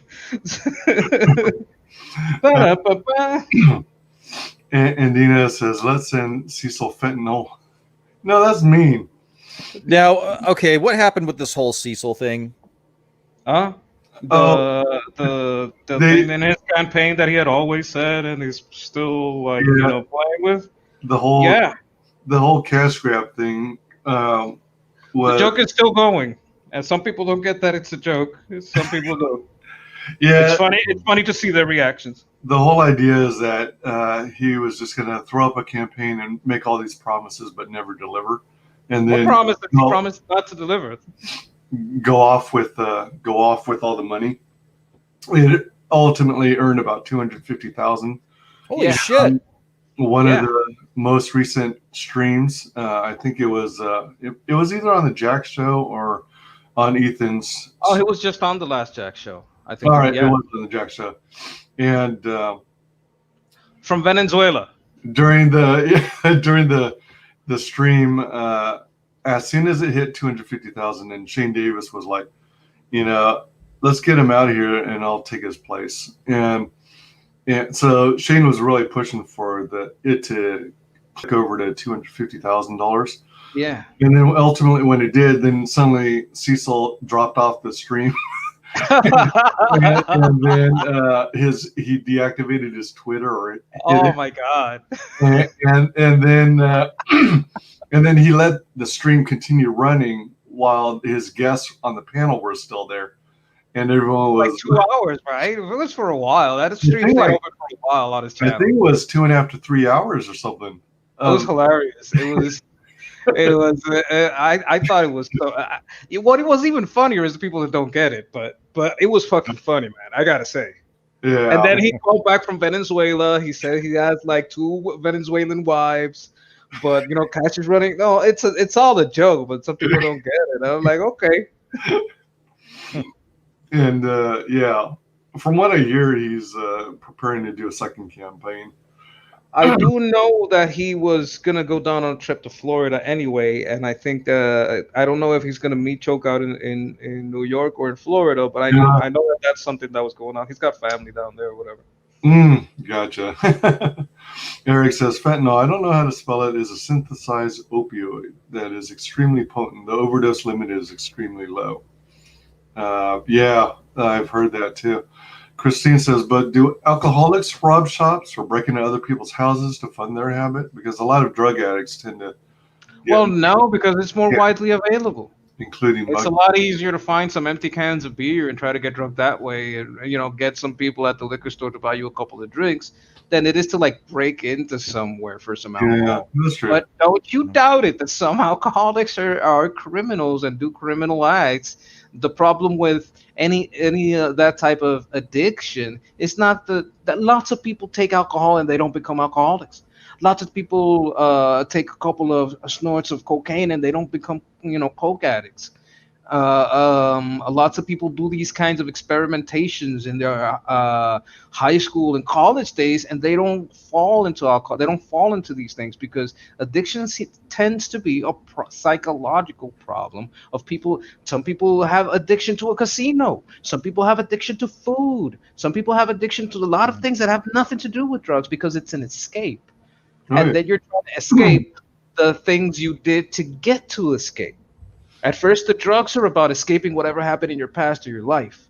And then you're trying to escape from the memories of the things you did to get the drug to escape. So it's kind of like a vicious cycle because you're always just trying to escape from yourself. Yeah, they call that masking. Yeah, that's why it's a psychological thing. They go to the casino and they think, oh, if I just do this one thing, if I just go down this one trip, everything will be better. If I just forget about everything for now, I'll come up with something better. I don't want to think about it. It's just an escape, a bad solution or an escape. Or what was it? Well, I tell you, man, I've got some relatives that are hooked on meth, and it would be real. I could see why they wouldn't want to get clean because they've done a lot of really shitty stuff. And that would be a difficult. I could see why they wouldn't want to face the music because there's a lot of music to face. It would not be. And here's the thing, when you're a relative of an addict, a lot of times when they're high, that they're not hearing what you're trying to say to them, and so it turns into a vicious cycle there because when they do finally clean up, that's when it's like, oh, you're going to hear me now, and you really want to let them have it. And supposedly they tell you that that's what you're not supposed to do. You're supposed to let them come to you. But I don't know, man. I kind of feel like if they're going to take their sobriety seriously, then they need to be prepared for somebody getting ready to lay into them for all the shitty stuff they've done. Yeah. Usually they because of it's a psychological process, like the process of getting like a I don't know how I would explain it. Like a person that is a phobic, let's say someone that's a phobic to heights, right? There's a bit of an exposure process, and that's exposure tends to like kill the fear because you're doing it virtually or you're getting slightly higher places and you're starting to get used to it. And there's some people believe, I'm not saying that's what I believe, but some people believe that there's like a slow exposure process to the consequences of your actions. And as that progresses, the more consequence they feel, because they have to like be sorry, not just say sorry. The sorrier they are, the more profound and deep it is. But if they're confronted with too much of it, they just get depressed and want to escape again. Yeah, I That's mean, like the some people. There's some people that believe in cold turkey and pray. Some people believe in there's like a whole bunch of different methodologies. I try to go with whatever works statistically the most, and you know, around that shape an individual care approach. You know, get a yeah, good basis and then mold it to what you're dealing with.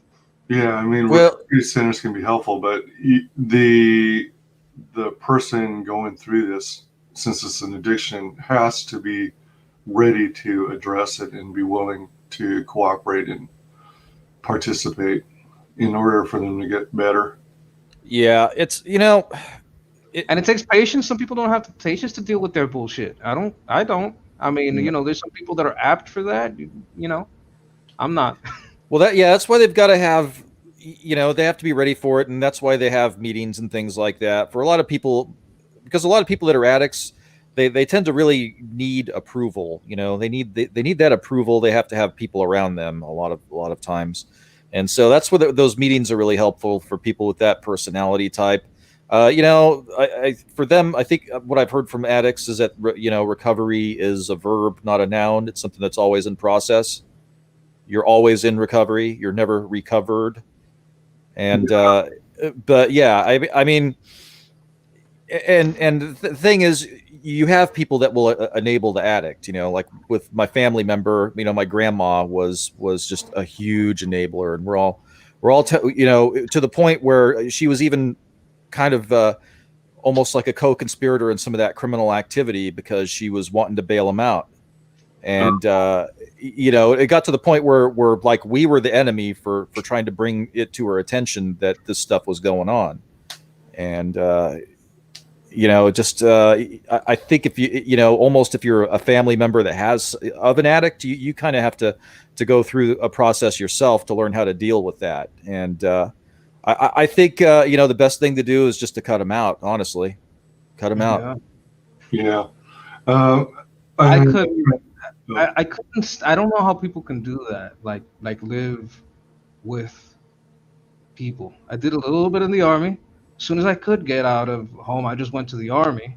And yeah, I you know, it's good to be independent. You got to make your money somehow, man. But you can't just like sit back and wait and depend on sitting at grandma's house, sitting in all these places. You got to like, I mean, sometimes you have your setbacks and you go back for like a month or two, but oh man, I couldn't. It's like for years and years staying at family's house. I don't see how an adult can do that. But sometimes that shit happens. Yep. yeah, for sure. Excuse me. Excuse me again. Yeah, I mean, you know, for my grandma, it would have been worse if he would have died. For us, I think you know, that wasn't the worst thing that could have happened. It's like, hey, if you're doing all this shady, horrible criminal activity and these horrible things, you know, it's probably better for society if you know, you overdose or fucking Look, die engaged in this criminal activity. But my uncle died a little while ago, like a week. No, yeah, about a week ago. But I never knew him because he was like Uncle Jailbird. You know what I mean? yeah, So it's like I never knew him. My family never like, you know, hung out with him or whatever. Sometimes he'd made like this handcraft stuff he'd send from jail or whatever, but he was always like in that life, you know. He kept getting stopped for breaking and entering, which is like very dangerous and like a daring crime.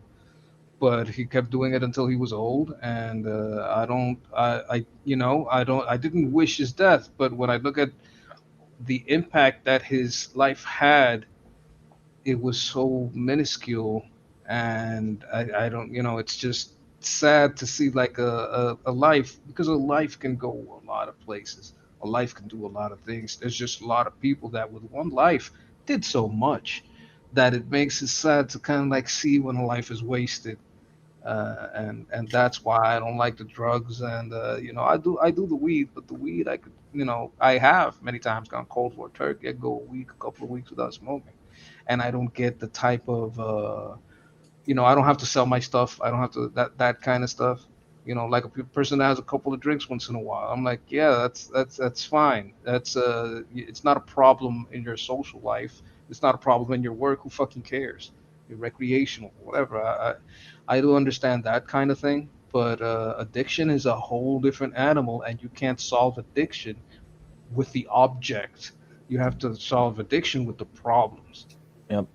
Yeah, but most people that get into addiction, there's like a childhood trauma or something like that occurred, or there's something there that something inside them that they're insecure about or they're not feeling good about that causes them to continue going back to it. Mm-hmm. And you have to treat that underlying issue. But if they're so far in denial that they're not gonna touch it, then what can you do? You can't do anything. You have to just you just have to cut them out and not just wipe your hands of it. And Jim Cox just touched on something that's important, that even though these addictions start as a psychological thing, later it becomes a physical problem. Yeah, I was going to eventually get to I was so far behind again. Excuse me. And Dina says, California train to nowhere. Christine says, maybe drug addicts in the States don't behave that way, but that's a huge problem here, as well as increasing the prostitution game. Don't get me wrong, alcohol is just as bad, in my opinion, for the actual person and their family, as alcohol can exaggerate aggressive behavior. Yeah. And I agree, Cecil. It is a national treasure. Yeah. Jim Cox says, when he hit $250,000, he deleted Twitter. I love Cecil. Cecil's brilliant. That was a brilliant update with a huge bag of cash and the going traveling message.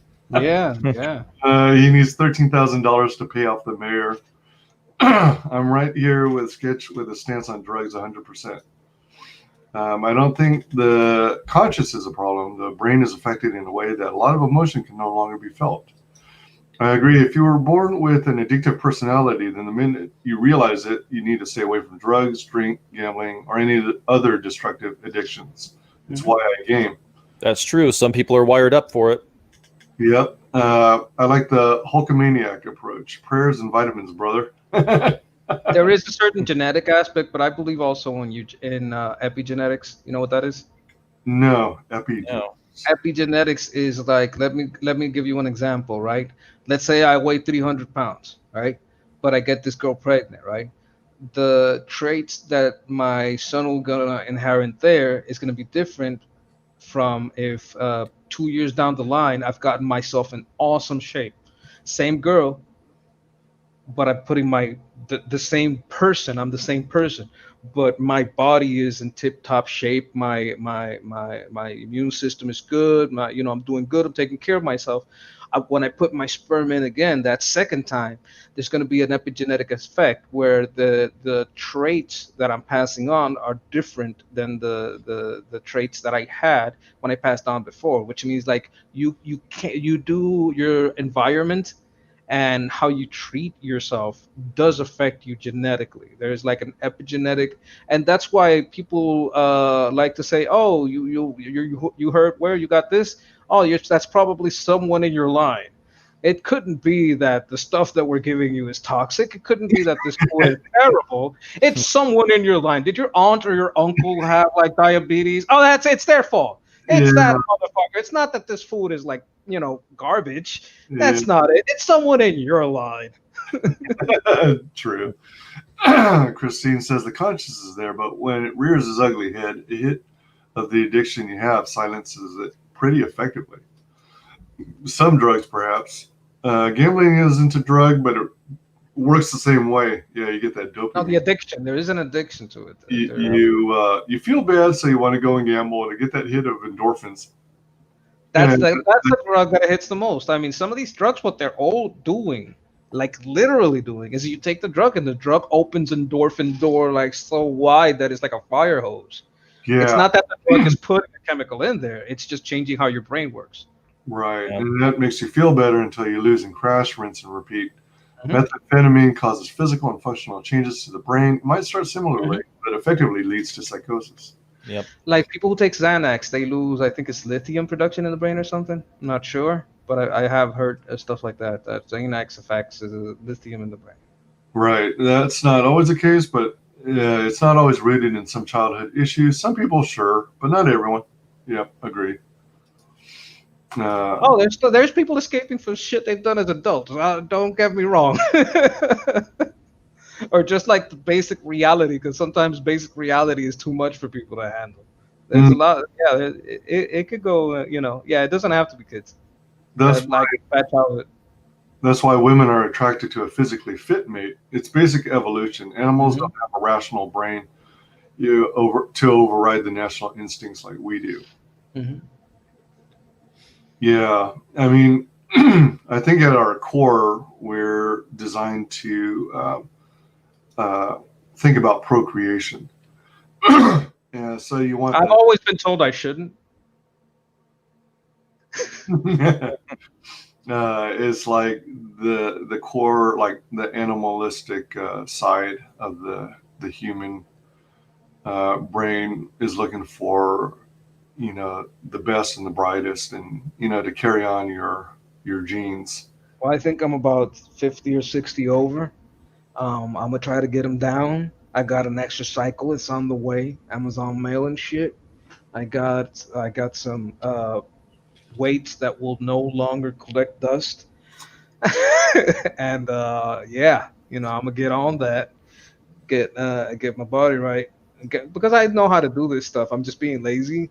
Because I was in the military. I had to get up at 5 in the morning, run every morning, then go shoot some shit, and march back. You have to march everywhere. Oh, Guess what? We're going shooting, yay! But we're marching there. Oh shit! All right, guys. Well, I gotta get going here. But thanks for having me on. Nice to meet you. Nice meeting you too. All right, bye. Have a good one. Welcome, Daniel H.C. Jung. Hello. How you guys doing? I hope everybody's doing good. We were talking a little bit about the election. We're talking a little bit about addiction, property. We've covered a lot of the basics. What do you want to talk about next? You're the boss. I wanted to check this article out. I was gonna read it here. Get to the right screen here, so I can actually see it. They're talking about in 30 states a computer system known to be defective is tallying votes. What's it called? Let me see here. I know Diebold sucks, but I don't know which one they're using now. Further down the Dominion voting system rabbit hole, Political reports that a technology glitch that halted voting in 2 Georgia counties on Tuesday morning was caused by a vendor uploading an update to their election machines the night before, a county election supervisor said. Voters were unable to cast machine ballots for a couple of hours in Morgan and Spalding counties after the electronic devices crashed, state officials said. In response to the delays, Superior Court Judge W. Fletcher Sams extended voting until 11 p.m. The counties use voting machines made by Dominion Voting Systems and electronic poll books used to sign in voters made by No Link or No Ink? KNOWINK. That's interesting. Okay, Dominion. Dominion seems to be just as bad as Diebold. Yeah.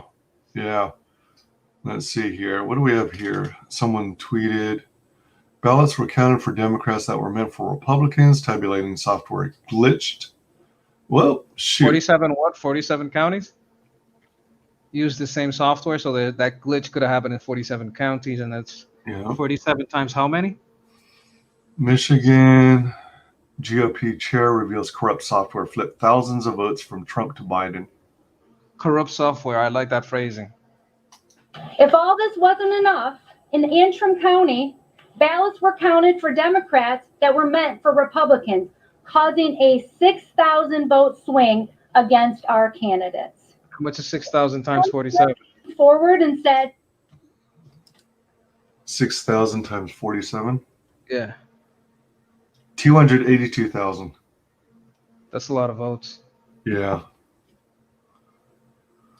Tabulating software glitched and caused a miscalculation of the votes. Since then, we have now discovered that 47 counties use this same software in the same capacity. It's like a worm virus. Can count all of the ballots, and these counties that use this software need to closely examine their results. Oh, crap. I did it again. Sorry. You did a triple post? No. Excuse me. I constantly have loads and loads of tabs open on my browsers.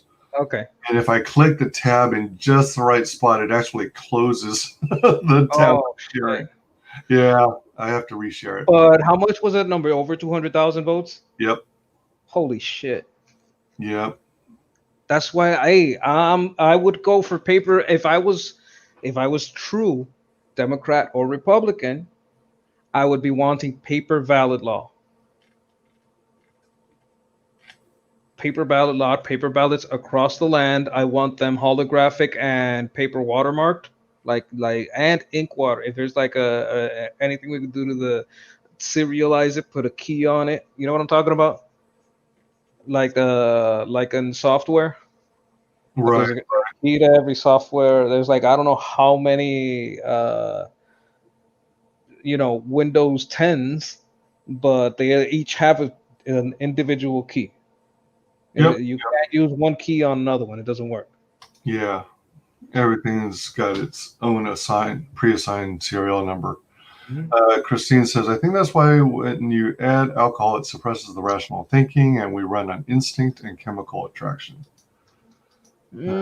Alcohol does a lot of bad stuff, and I think it brings out parts of a person's personality. No, sure. Like say that people just get violence. I think that's very much on experience. I am a person that there's different types, right? There's people that drink and they get lovey, they get horny. Yeah. Hey, how you doing, babe? They're all about that. Happy. Others get super friendly. They don't want to fuck you, but they want to hug you and tell you that you're the best friend ever. Some of them get fighty and they want to fight everyone. Some of them get sleepy, and that's me. I get so sleepy. I have 4 or 5 beers. I'm like, man, this sofa's so fucking comfortable, man. I just want to just go into like a deep, relaxing sleep. I get too many beers in me. I'm just gonna be knocked out. But some people get fighty. Some people get horny. Some people get friendly. I'm my best friend ever. Oh man, tomorrow you're not even gonna fucking talk to me, motherfucker. I think I'm one of those ones who gets tired. Tired, you too, right? Let's see. Joe says, talk about how the West is trying to censor anime titties and how. Oh no! You know who covers that? Hiro Hay and that Umbrella guy, and he used to. I don't know if he still does. And Yellow Flash. They talk a lot about that. They're trying to fucking do Japan like they do in Cali, and Japan ain't fucking having it.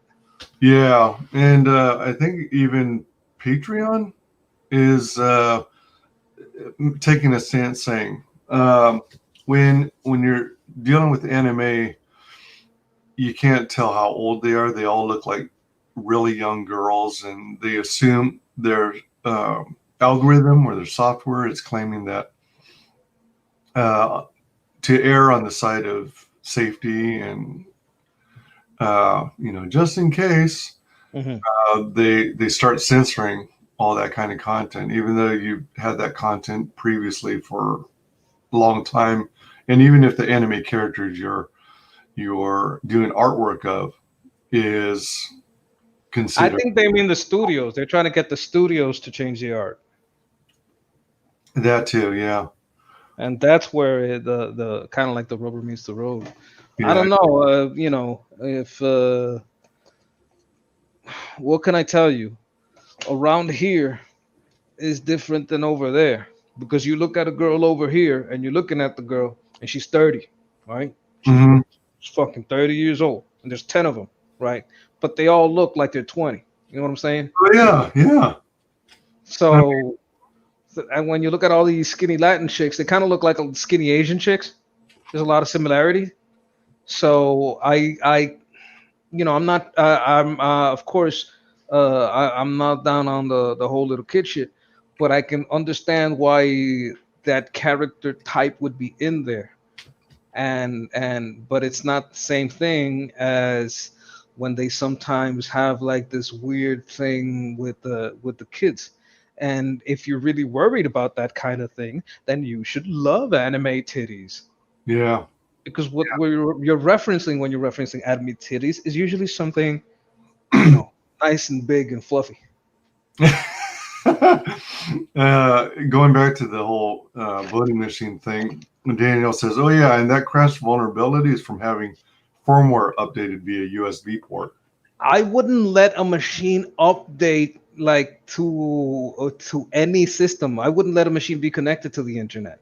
I wouldn't at all. You just look at the results and write them down, and it should be locked like a fucking ATM that you can't get in. Right, but he's suggesting plugging in a thumb drive, for example. I saw a video once where they showed how easy it is to pop open the voting machine. Yeah. You can Google it right now. How to hack a voting machine. Yeah, exactly. Eric's doing great. Just got his Spawn number issue 311 issues in the mail, including the variant Chadwick Boseman tribute cover. Happy about it. Oh, nice. I haven't gotten into Spawn since, I don't know, Angela first showed up. I got into Spawn action figures when Angela showed up. You remember that there was like a medieval Spawn? I heard about that, yeah. I never really got into Spawn. I never really followed it. I saw the character and I thought it was okay, but... Oh, he went to hell, heaven. That guy's been fucking everywhere, man. No. That guy gets around. I'll tell you what. Jim's saying they're talking about the software rather than hardware this time around. Yep. And yep, any censoring of boobies is not okay. Yeah. Eric says, I can't spell on my phone. My thumbs are too passive. Massive. All right. Oh, he's probably on a phone or something if it has thumb problems. That's called corrupt software glitch now. Interesting. Could be hacking, could be a corrupt software glitch. Yeah. I'm not sure right now. The thing that we're seeing is that there needs to be a change in these states having permission to get rid of the paper ballots and count solely on the electronic ballot. I think that's a mistake. It's something that should have never happened in the first place, because the easiest solution for any of this is to count them again, go get them and count them, and then to write into law. And especially some of these laws were written in very recently, that they don't need to keep the paper ballot. That's a problem, and it's like a motive. You know what I'm saying? It's like, hey, it's a, when you have something that's a first degree and second degree. Mm-hmm. When it's something like, well, maybe you didn't intend to kill that guy, but he was in the store, he didn't want to give you the money or whatever. It's not like you set out a plan to kill out Mr. So-and-so and waited till his shift was there so that you could make sure you got that guy. That's first degree. There's planning involved, right? So when you are telling me that you changed the law so that you could throw away the ballots after the count, it kind of like, and then you have this shenanigans with the polling stations, you have the shenanigans with the software, you have the shenanigans with the mail-in vote. It makes me think it was kind of planned, especially if the changes in that law are recent. I don't know if they're recent, but I think they're all within the last 4 years. Yep, absolutely. Excuse me. I was reading that one of the justices said doing all paper would take too long. Which I bet it was a Democrat justice. But need to double check that. Law is bad at doing that. I have to check every now and again. 40 plus is the usual amount of open tabs for me. Yeah. I was mentioning it before. Like, I've got 3 browsers open all the time. My main one that I StreamYard from typically has 25 to 30. My other one that monitors and I try and use to keep track of all the Indiegogo campaigns I'm keeping an eye on is usually about 100. That's a lot. And then my Safari browser is typically about 20 that has miscellaneous stuff pulled up. We should just do a straw poll for presidency. You got this. Yeah. I wasn't saying all people are at alcohol equals instant arsehole. Yeah. Sometimes it does, though. I won't deny. Sometimes that's exactly what it means. Hero Hay is good peeps. Yeah. Yeah, he's good. He's good. Why are they updating firmware via USB? Yeah, especially the day before the election. I think it was the day of. Was it really? Mm-hmm. Oh, crap. Like during the counting and shit. Yeah, well, from anime titties to voting machine. I know it bounces. This bounces all over the place. So yeah, there's tabulating errors susceptible to SQL injection, and the votings froze 2 hours before because for that firmware to update. So someone probably tampering. By the way, Wise, may I please hop on the stream? Want to say some concerns about Georgia. Yeah, I thought I dropped the link. Let me do it again. I try and, oh, come on. Well, in Georgia, I think that was one of the closest votes and most probable recounts. It was like by less than 1%, less than 5%. If I'm not mistaken, Georgia, if you lose by less than 5%, you got it. Christine says, but wouldn't voting with paper ballots take like months to count? No. Across the years. No. That's false. Absolutely false. That's how did we do it before? Electronic voting, there wasn't this enormous jump in the population that necessitated electronic voting. Most countries in the nation go through paper voting. The problem is that the police and the military control the ballot. But paper voting is a very easy thing to do. We do it here in Puerto Rico, have done it for, 100 years. And it's easier to re-verify. That's why it's very important to us, because we can recheck it and it doesn't take long. Welcome, Daniel. Yeah, how's it, man? How are you? Oh, good, thanks. Yeah, I'm good. Yeah, it's been a long week. I just wanted to say about Georgia, and this is one, because there's different conservative groups, all right? Mm-hmm. So, and like in the right currently, there's conservatives, those guys who are always there, and there's probably a large part of the MAGA segment there. There's libertarians, people like Dave Rubin. Then there's also disaffected liberals, probably people like Tim Pool. And now, even amongst that group, okay, now you have, for example, black conservatives who are on mainstream. So that's the Candace Owens, that's like maybe Hodge Twins and something, or like Brandon Tatum. But I've been following the conscious conservative group, and now those guys aren't mainstream, but they're probably a lot closer to the people. Because here's the thing, and I'm just going to say this out loud, and I know some people might disagree. I know a lot of the Republican and those on the right, they're pushing for equality, and that's good. That's like, for example, the whole racism thing, like people are saying, hey, I'm not black, I'm American, and that stuff. Now, that resonates with a race-neutral group.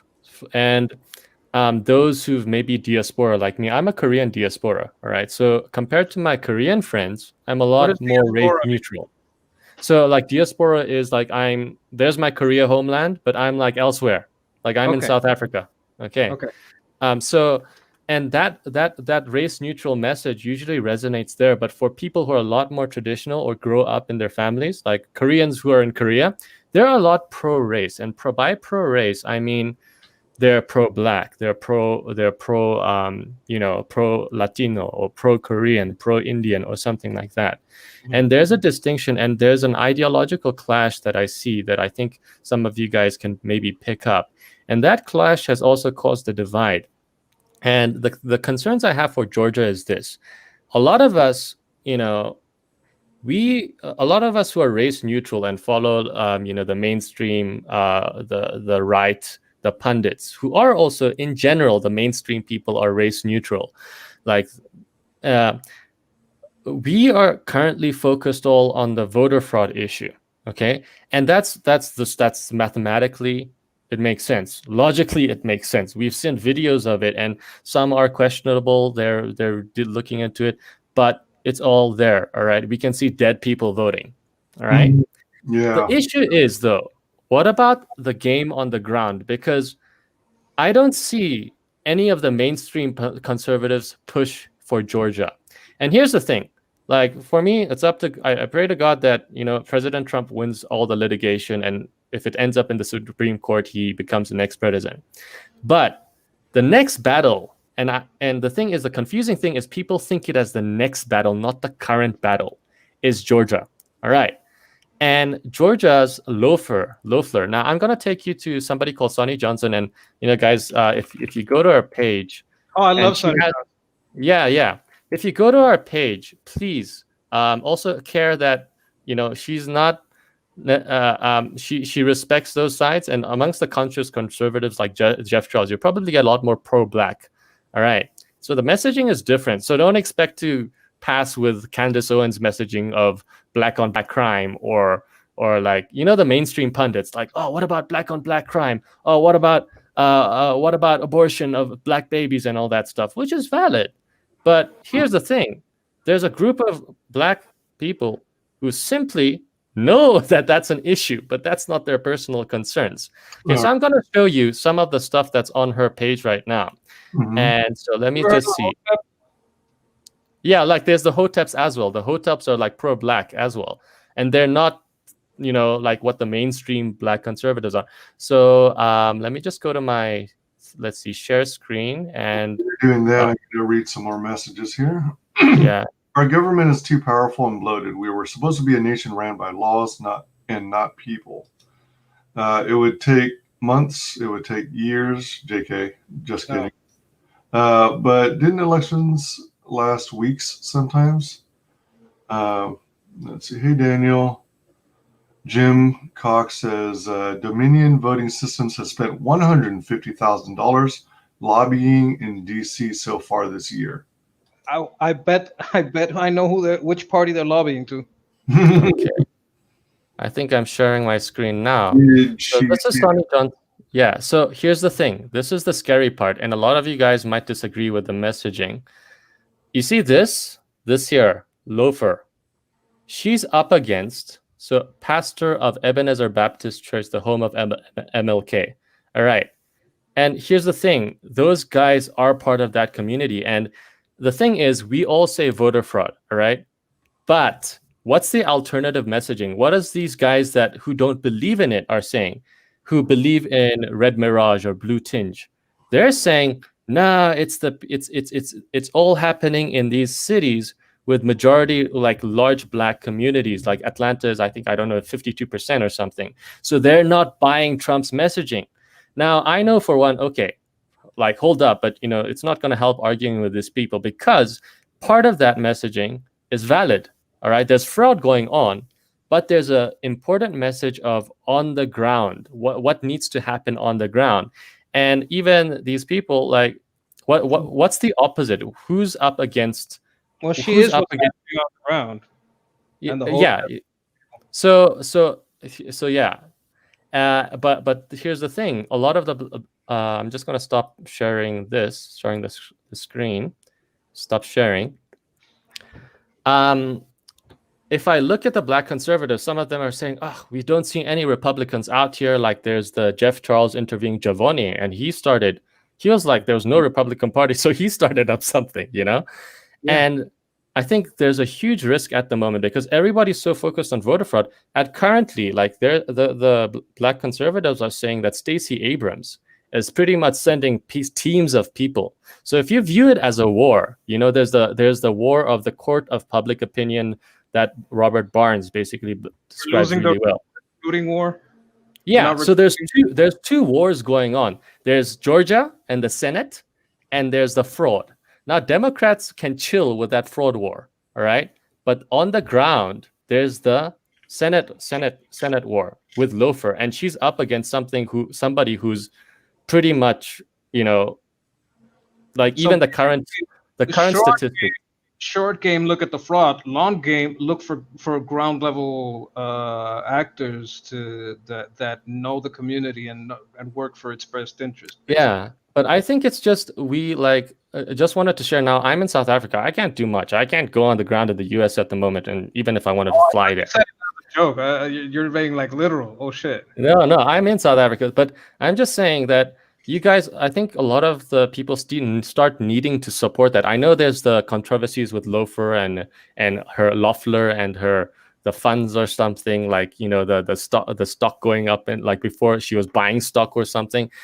But in the looking at the bigger picture, I was seeing that like somebody who people probably might have even bigger problems with, like Felicia Killings, saying, oh, look at retweeting something. And there's a liberal saying we need to support the stadium, and you have like 114,000 likes and 87,000 retweets. So the liberals are on it. So whether it's on the digital space or physical space, we're seeing the Stops the Steal movement on the conservative side, on the right. That's important, but that's only facing one war. And like, I don't see any mainstream person saying, go to Georgia on the ground. And I think it's a dual thing that needs to happen. And if Stacey Abrams is sending people on the ground now, and she's doing interviews, she's reaching people, even if Trump wins, there's a big chance. And even if there is fraud, Stacey Abrams will be making gains. So when the black conservatives who don't like Trump's messaging and stuff say, no, they're losing because the black people aren't being reached, there is a part of that messaging that's actually correct, beyond the fraud. And I think that's why, and also, that if there's anyone in America who can like join these things, like push the support for Loeffler, or push the pressure. And it's a tricky one, because Trump, if we were sure that Trump had was being elected and there wasn't this voter fraud issue, Trump could push with Loeffler platinum plan. All right, he already has that. Now I know a lot of Americans, they want equality, but there's also the economic equity standpoint. And for the black conservatives who are maybe ADOS, so descendants of slaves, that economic equity is a big issue. So the problem with that kind of thing is, where are you going to get the money? Are you going to take it by at gunpoint? How are you going to get that money? Are all these limo commies in their castles gonna pony up for that? Are all the Democrats who lost the Civil War, created segregation, and also forcefully sterilized black people until 1977, are they going to pay the reparations? Because they're the ones that wrote the law. Who's going to pay? It shouldn't be the people. But here's the thing. You can say that all you want, all right? You can say that all you want. And it's correct. Will now and forevermore. Yeah. But then you guys lose the Senate, because whilst I think Biden's pushing reparations, so they're going to go knocking door to door, pushing reparations, which is also a point that black conservatives want, and Georgia is conservative, if I'm not mistaken. All right. So people, and they're saying, like, I was looking at other tweets, and somebody from Georgia was replying, the Democrats have ads everywhere. They've got ads going all over. So whilst we want to talk about this stuff and that stuff, and that's the thing. I think I understand what you're saying. They're like, look, we're going to give you this, like a stimulus, basically. Like a operation stimulus. And like the last stimulus, it didn't do any like real permanent, change or help. They want some kind of like reparation stimulus. That's probably not going to make any permanent change. I would push on the ground that this kind of a thing is what they would call selling your inheritance for a plate of lentils. Is like an old Bible story. You're taking a really bad deal right now, when waiting could get you a lot more. especially as far as like you keep going down this road, then you're going to lose all property rights. How many black properties and black businesses has been destroyed by COVID? I mean, there's a great loss of black property going on right now all across the earth, and I'm talking Asians and everywhere around the world that had the necessity to work by night. That's probably a person that's not making great amount of money. If you're making great amount of money, you work whenever you want, right? So when you're taking down the night shift, you're taking a lot of working class people that work in restaurants, bars, and you're taking a lot of private business that it's not going to handle a forceful close from the government. So if I was going to go on the ground game, I'm going to tell you, these people want power to lock you down forever. They're just giving you a little bit now so they don't have to take care about you later. And the best thing that they could do for you now is ensure your rights. You want to do something for the black community, why don't you roll back all those crazy laws that you raised up on the black community? Why don't we get rid of all these victimless crimes? That's like a real ground level point that you can touch on, and that's something that the Democrats did. If you want to win them over, but not put like a tax gun in people's face, because then you're just going to lose yourself. The Republican base is small government. When you say we're going to pay reparations at gunpoint, no one's going to like that. Well, here's the thing. Like, I understand that as well, and you're right. It's selling the idea of conservatism. It's selling the idea of small government, and I think Trump is doing that. And also, in the sense with the Platinum Plan, there's money going in, but if you read through it, it's kind of like with the HBCUs. The interesting thing about what Trump's done with the providing. Give me the lowdown, because I haven't gotten to read it. If you gave it a read, what do you see in there? Okay, let me see. So it's usually, I think, setting apart loans. Let me try find it again. Hold up a second. Like a land loans to buy a house or whatever? Yeah, it's basically capital for businesses. So business capital for loans. So setting that apart, not just for black people per se, but also including other minorities. The disenfranchised, basically. Yeah. Let me see. Where do I have this now? But do you remember? There's 3 times that we've done this. There was Jeannie Mae that was exactly this, and it wound up leaving everybody in a lot of debt. It happened during Fannie Mae and Freddie Mac. That's when the government subsidized loan, and then all turned into bubbles that exploded. So this sounds a lot like Jeannie Mae. Let me just read. Let's. Do you want me to share on the screen? Yes, please.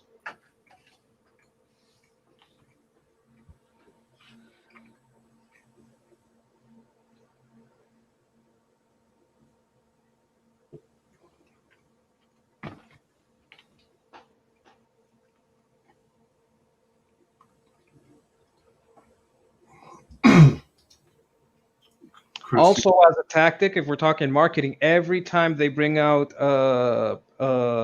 reparations, I would slam in their face that Democrats lost the Civil War, Democrats segregated us, and Democrats forcefully sterilized us for our color until 1977. There has been no flip in doctrine or policy. They want the majority to rule over minorities because they said so. Democracy is basically if everybody votes that we could kill a guy named Bob on Tuesday, and we all voted for that, then we all voted for that, and that makes it right. That's what pure democracy is. That's why we don't follow that. We do have like some basic human rights that override the majority. Oh, yep. I think he might have hit the wrong button. He accidentally clicked himself. But I'm looking forward to seeing that. I think the Platinum Plan will have some kind of like Jeannie Mae type thing.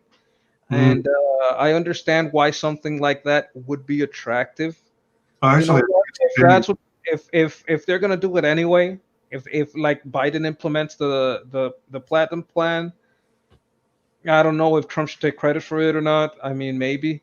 It depends on how it goes. I don't like the Jeannie Mae type thing. I don't think Fannie Mae has gone well, or Freddie Mac. We all know. Yeah, Fannie Mae and Freddie Mac. But it all started with Jeannie Mae, and a lot of people don't know about Jeannie Mae. I bet you didn't know about Jeannie Mae. No, I guess. There really was a Jeannie Mae as well? Oh, we can bet on it. If you look it up, Google Jeannie Mae. At the end of segregation, when Democrats lost the right to segregate us, Democrats they started saying, well, we'll take care of it, right? And they started doing these loans, and these were like home loans so that people could leave black neighborhoods and move into white neighborhoods, right? This was called like an integration fund, right? And what they would do is they would smudge the paperwork, right? Kind of like what happened with Jeannie Mae and Freddie Mac, so that you could take the loan, even though you didn't qualify it. They'd sell you a home you couldn't pay. Yeah. And then they just confiscate it back. Oh, right? Yeah. Used to be a policy where those loans couldn't be traded in Wall Street, right? So what they started doing is they took off a law that allowed them later that take that same problem, and they took a law that doesn't allow you to trade that in Wall Street. They took that off, and then you could trade that real estate. And what they would do is that they would package these loans a certain way, and they would swap the ones that they couldn't credit. Right, these people got bad credit. They would start like swapping them and defaulting them and repackaging them. I think they used to call it credit default swaps or something like that. I'm not sure. I'm not an expert on finance. The point of it is that they would qualify people that don't qualify, and then trying to sell that off as like a viable asset to possess. Like, oh, don't worry, just take this because these people are going to pay you back, and you're going to get the money. But then you wouldn't get the money because those people couldn't pay you back. Yeah. Welcome back, Daniel. I'm going to quickly catch up on chat, and then you can share that page there. So the Dems are fighting the big picture, and the Republicans are tied up with the fraud issue. Sorry, trying to follow this, but I don't know any of the names involved. Oh no! I think he has a bad internet. Yeah, it could be. If people are desperate for money, which they are because of the lockdowns, etc., they are vulnerable to accepting the first thing they are offered. Look, Trump got him the stimulus, and Democrats locked it up. He got it by once. If they would just have the same thing go again, the stimulus would have passed again. Well, yeah, going to be stimulus because Biden ain't going to give you shit. He already won. Yeah, the Democrats are the ones stalling for a second stimulus because they want to overload the stimulus package with all kinds of back-end goodies and slush fund pet projects and crap like that instead of focusing on the American people. Eric says, exactly, Sketch, deregulate industry so people can participate in the economy easier instead of crippling them through the justice system. Joanna Frago has arrived. Hey there, handsome boys. Hello. Hello. Oh my. Well, I think that reparations through loans that will end up getting the credit, they'll be defaulted. Is you got to be very careful about that. You got to make sure that this business can make it because okay, you're going to get a loan from the business and then they snap their fingers and lock it down. Well, I thought the whole idea of reparations was they were just going to cut people checks. That doesn't have. You got to earn it. It's not just like, oh, I'm black, give me money. That's not how that works.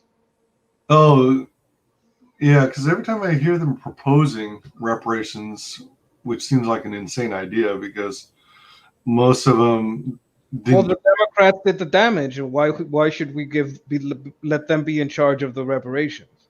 Right. That's like oh my God, the chickens. Someone ate them all in the hen house. Hey Fox, let me pay you to guard this hen house. Like motherfucker, are you stupid? Christine says it looked like Daniel was about to pop in and then he quickly disappeared from the green room. So, oh, come on. Oh, there he is. Okay, you might hate me for this, but you guys getting the occasional stimulus payment seems wrong.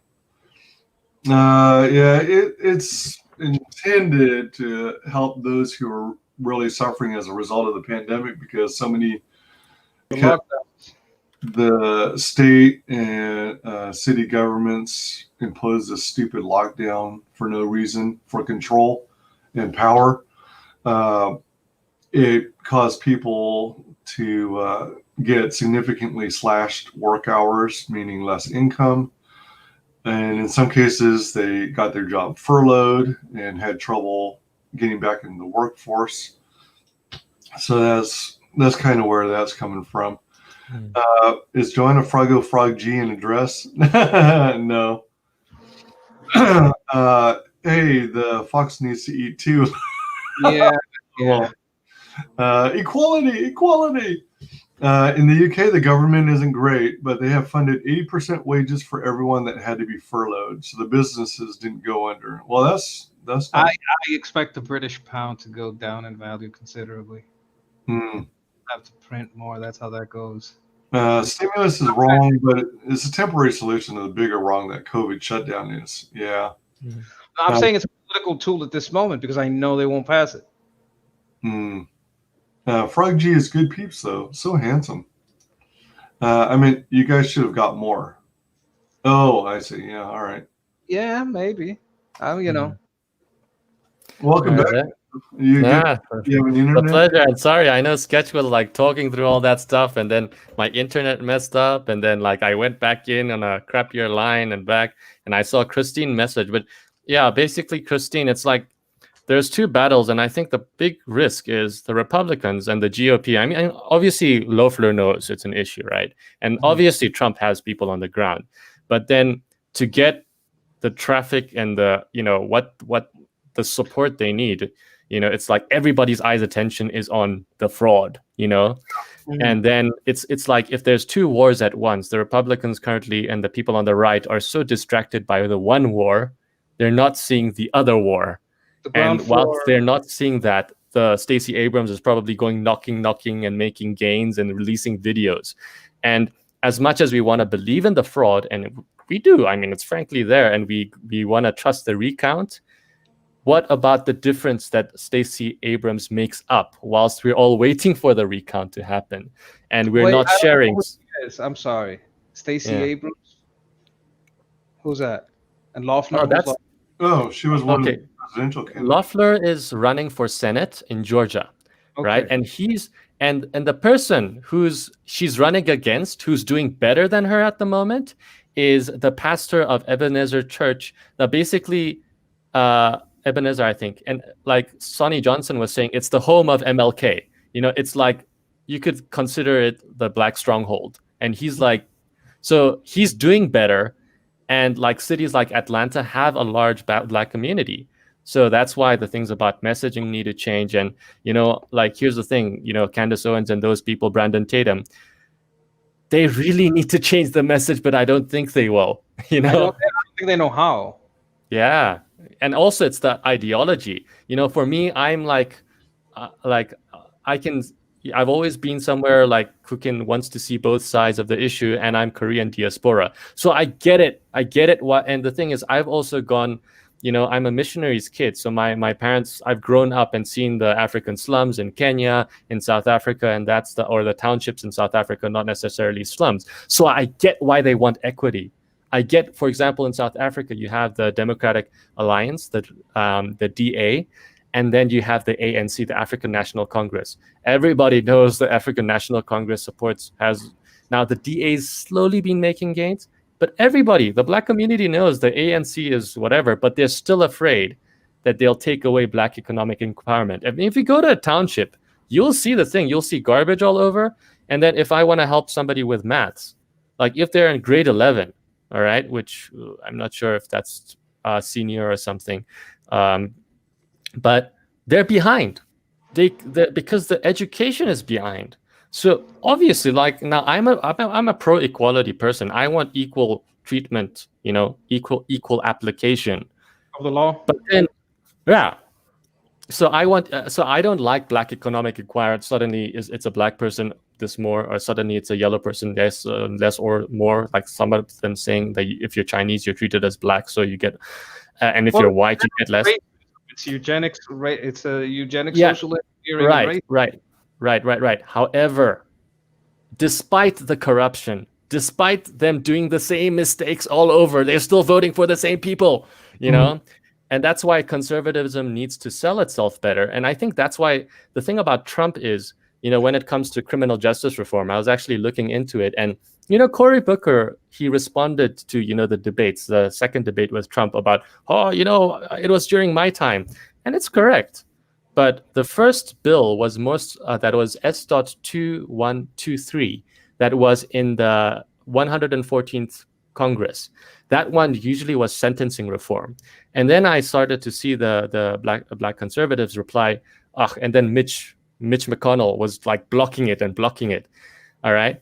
And then I saw in 2018 there was That's the neocon problem, because the neocon does believe in big government, and he is a Marxist and infiltration into conservatism. And I think that the problem that you have with the division between the races on how they see the conservatives partly is because of this neocon infiltration that is very heavy-handed into the personal business and possessions of black people, and including drugs. And do you understand what I'm saying? So yeah, you have these neocons pretending they want small government, but creating a huge incarceration systems. They are betrayals to the essence and the spirit of the minarchist type of government that was the forefathers envisioned. So these are traitors, and they have to be like, it's hard to get rid of them because they got like fucking Lockheed Martin in their court. So it's rough, but that's part of the message. A lot of people that are Democrats, they just hate the endless war, and they hate all these victimless crimes. They're not evil. But the people that say, "Oh, the solution is communism," that's the evil people. What's the matter? You got gay problems? I got communism for you. You got tree problems? I got communism for you. You got color problems? I got communism. It's like, no, that has never solved anything. The free trade has raised the standard of living faster than anything else. That's why it's like. So it's like that's the thing, like if I look at what the liberals call systemic racism versus what conservatives who acknowledge it, because some conservatives don't acknowledge it, they call systemic racism, is the conservatives who acknowledge it, especially among the black community, are like, it's what the liberals create with the socialist type systems, where, in terms of you're basically increasing tax to increase welfare.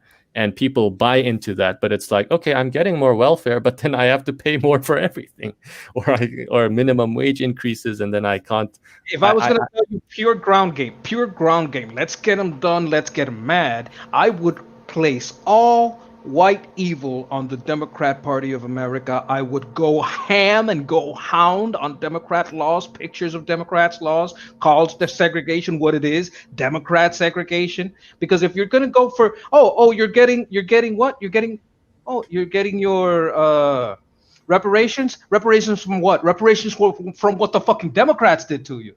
Reparations because the Democrats went to war so that you would be a slave. Reparations from the Democrats who segregated you and sent you to the back of the bus. Reparations from the Democrats who forcefully sterilized you until 1977. That's the system that you're opposing. Right. That's who built it. That's the ground game. I will go with that ground game. All right. So now people pick that up, and usually, like Jeff Charles calls the Black Conservative Inc., the Candace Owens and those, Brandon, they push that message. But it's not effective because they already know that.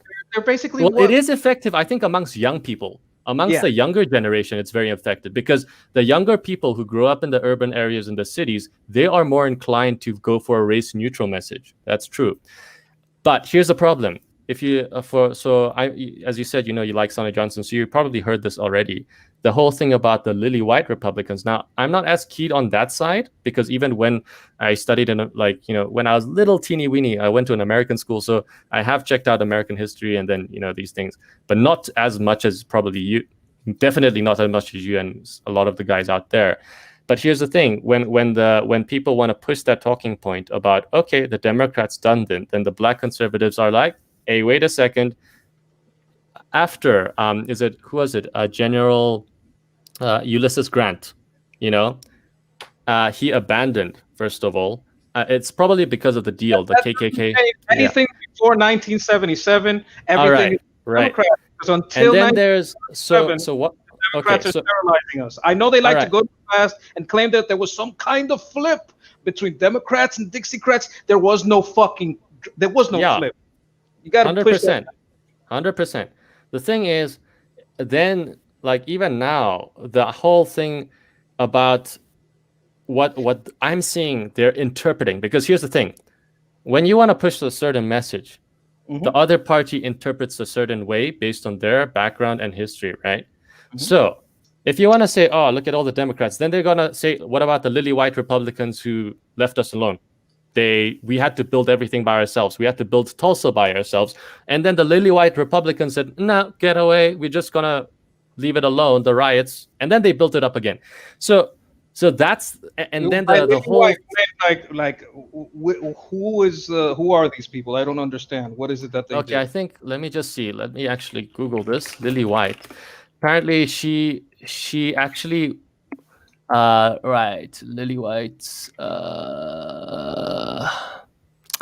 the Lily White movement, late 19th and early 20th century.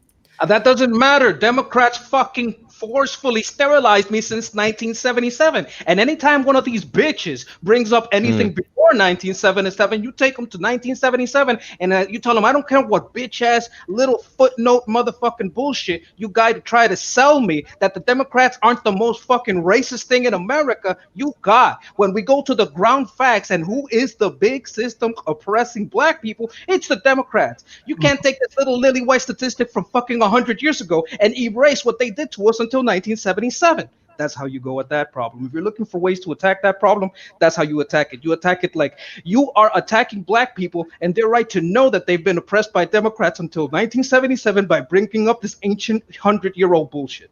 That's how I would attack that problem. Well, the thing is, they're still interpreting some way.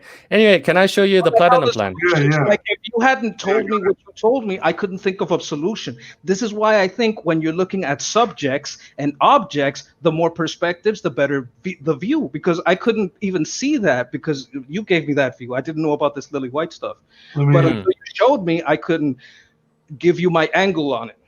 Yeah. Let me take a moment. But anyway, maybe we can go back to that a bit later. But yeah, it is 100-year-old issue, but it's like they're interpreting it as like you're carrying on that legacy. You're just wanting to step back because that's the thing. And I understand the difference. It's like carry a legacy they don't understand or ever heard of. I mean, that's like saying you're carrying on the legacy of, I don't know, some distant politician in the 19th century, where you're from, Korea. Like that, you're carrying on that, and you don't even know what they're talking about, who that motherfucker was. You're like, what are you talking about? That's not what that's not why I'm in the diaspora. What are you talking about? But they're just tying you to something as an excuse to taint what you are and what you're doing. You can't let them tie you to one little thing from the ancient past and say that all these people that don't even know what that is are carrying out that legacy. What is it? Basically, white people try to stay out of the way and say, hey, don't take my money to do your stuff. Okay, I think we can get back to that a bit.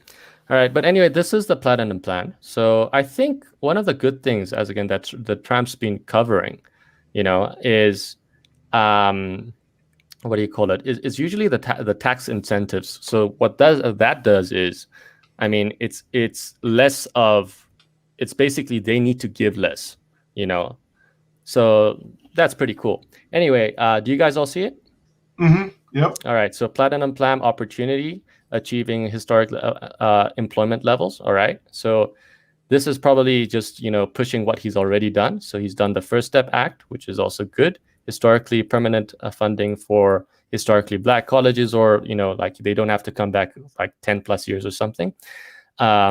Fairness opportunity zones, investments in opportunity zones. So this is another thing I've seen people have issues with because of it's not working exactly as planned. There's a lot of improvement that needs to be made, and some people don't even frankly know about this. Also, the HBCUs, they don't know. For example, I think Sonny was saying, Kamala Harris is a graduate from an HBCU. Stacey Abrams are graduates from HBCUs.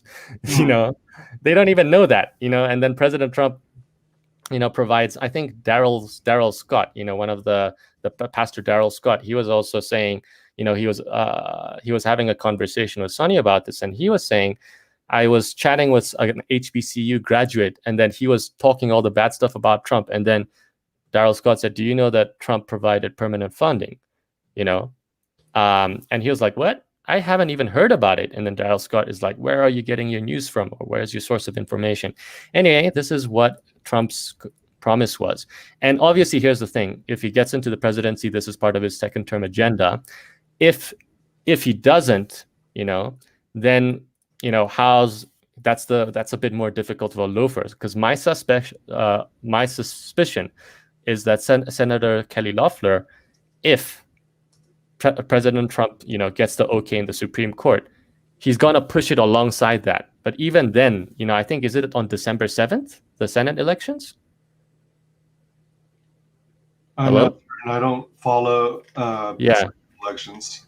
But that's the thing. Like, anybody on the right now needs to pay attention, because you may gain the House with some of the House is looking good for Republicans, right? But if you lose Georgia, the Senate's gone. If the whole fraud thing is not resolved. Anyway, 3 million jobs for a Black community, creating 510,000 Black-owned businesses. You see, this Black-owned business, this really hits conservatives. This really hits Black conservatives. Doesn't care whatever you are, whether you don't like Trump or do like Trump, they all agree on this. Increase access to capital and Black communities. But how do they achieve that? Loans, basically, business loans? Yeah, I think these things probably go in hand. So you see increased access to capital in Black communities by almost 500 billion. So that's probably the loans. Anyway, safe urban neighborhoods with highest policing standards. So this is probably what did Senator... I like the wording, access to capital, to make them understand capital is money. If you like capital, you like money. You know how they phrased it there? I like that. That's smart. Yeah, safe urban neighborhoods with highest policing standards. So this is probably what Senator Tim Scott was pushing after the George Floyd and the BLM riots. So what is he pushing? I forgot, because the Democrats... I'm guessing better training. I saw watching Joe Rogan and a guy that does he used to do like a SEAL training, that kind of thing, like training the SEALs. And he thinks that police should have better training, and that it should be, how you need to get recertified for certain careers. You understand what I mean? Like you should have to be recertified in your physical ability to deal with being a cop, recertified in your knowledge of the law and all that kind of stuff. I think that's part of it. Let me just see. Here's the thing: when news media reports these bills, they don't give the code but the Justice, is it the Justice Act? 2020, June 9th, 2020. I think it is Tim Scott unveils draft of, that's the Justice Act that Tim Scott was. And you know what the Democrats did? They said, no, we're not going to. First of all, they said it's like there's nothing, it's like 0% equal, when Senator Tim Scott put it up for revision. And it was like 70% of the bill is equal to the Democrats' bill. And the Democrats pushed it to after the election, after November. So they're not serious. Anyway, but guys, you have to look into Senator Tim Scott. He's been doing really good stuff for the Black community, the opportunity zones. You'll see, the thing about Kamala Harris is, I think, how many bills are there? For just the First Step Act. This is Trump's Senate criminal justice. Do you think reform. American elections have like a very noticeable worldwide effect? You think the world is watching it closer? Because I'm in Puerto Rico, and I consider myself to know a little bit more about what's going on than the average American. And you're all the way in Africa, and you're more in tune with what's going on than me, and a lot of people that I know that are like kind of outsiders, but greatly affected. Me personally, because it's like a last colony. But do you see people that you probably see people from everywhere? Are people like looking into it, or is it more like people that think about this stuff? How do you see it? Here's the thing, for example, CNN broadcasts, actually somebody just replied to me in one of those things, and he was like, oh, there's CNN in South Africa? And he's like, sorry about that. It's not, TV is not good for a news for TV news is not good for informant people of information. But there's CNN playing in workplaces, there's CNN playing in households, there's CNN and you know what? We all grew up. Remember, here's the thing about why Trump is calling fake news out. We all grew up in school, at least in South Africa, Here's the credible sources of information. The Guardian, the Guardian's got liberal. The Sky News has changed. Remember, Sky News used to be so liberal, and then after the Australians got a conservative government, they just changed their messaging. It's the funniest thing. But yeah, like the noticeable impact is the trickle down culture and the attitudes of people. So that's the thing. Like, for example, if you go to a South African Woolworths or something, you will see all the magazines where they're from. America. You'll see Vogue or at least Push from America, So that's why U.S. politics, I think, is important. There's also religious things. I'm a Christian, all right? So if Biden comes into play, I think Christians are going to, especially with the list they're making, I think evangelicals are going to be in a rut. So there's that issue. Anyway, what was I saying? I was saying the First Step Act. Yeah, the First Step Act has like how many bills? Let me actually put these notes up, and you guys will see stuff that, whatever. I'll actually no. You're still seeing the Platinum Plan, right? Yep. Yeah. Okay, whatever. There's how many bills? There's in the First Step Act, there's the HR 5682. That was 2018, July 5th, passed in the House. Kamala Harris didn't co-sponsor. S.2795. That's the same day Senate bill, because when they introduce a bill, it goes to the House and the Senate, right? Kamala Harris didn't co-sponsor. You know who sponsored? Tulsi Gabbard. Tulsi Gabbard co-sponsored that. There's a lot of them. She's dangerous. She could win. Yeah, she's been doing a lot of good stuff behind the scenes. If you could turn the current Marxist left into the old classic liberal left, I would appreciate it. But I don't think they'll. I don't know what to think of her. I think she has the power to win, but I don't know if she'll go full Trump on him. You know what I mean? Yeah. Let's see, S.3649. So X.3649 is actually an interesting one. This was November 15, 2018 to November 26th. So they read, it gets introduced and then it gets read again and whatever. That's when they actually combined S.2123 from the 114th Congress. So the 114th Congress was, I think, 2015 to 2016, where it was basically during Obama's time. So that S.2123 was the criminal justice reform bill that Cory Booker and Tim Scott kind of put together, helped co-sponsored, including Mike. Who do you call it? Who's the Mike guy? He's come out a lot. Mike. Anyway, wait a minute. Are these all things that have been in the works? Yeah, no. This was the First Step Act, the criminal justice reform that President Trump passed through. Yeah. In 2018, these are all the bills that they passed through to get it done. All right. Okay. So when Reuters News comes out and says, "Hey," so the Platinum Plan is like keeping the promise and adding some business loans and home loans, basically. Yeah. No, I kind of diverged because it would add on to criminal justice reform and all those things. But then I was actually introduced. I was just talking about the First Step Act because they're saying, "Oh, Kamala, she's got a history in criminal justice and whatever attorney." Oh she's my God. She's not co-sponsored one bill. Not one bill. She's not only that, she was enforcing the most anti-black laws ever. That's her experience. Her experience is jailing people for having a little bit of something and that have never made a victim out of anyone. Yeah. Anyway, and guys, remember, if everything goes to plan, then safe urban neighborhoods with highest policing standards, that's Senator Tim Scott. You have to push him for it. And then commit to working on the Second Step Act. I think Cory Booker introduced this. So Cory Booker, despite how he's going against, he's actually done a lot. He's done a lot more behind the scenes, though he didn't help. So what happened actually with the First Step Act is with the HR 5682 S.2795. There was a lot more added. So recidivism reform. So recidivism is when you commit a crime, you go into jail, you come out. Oh, and you the make three sure. strikes. Three strikes.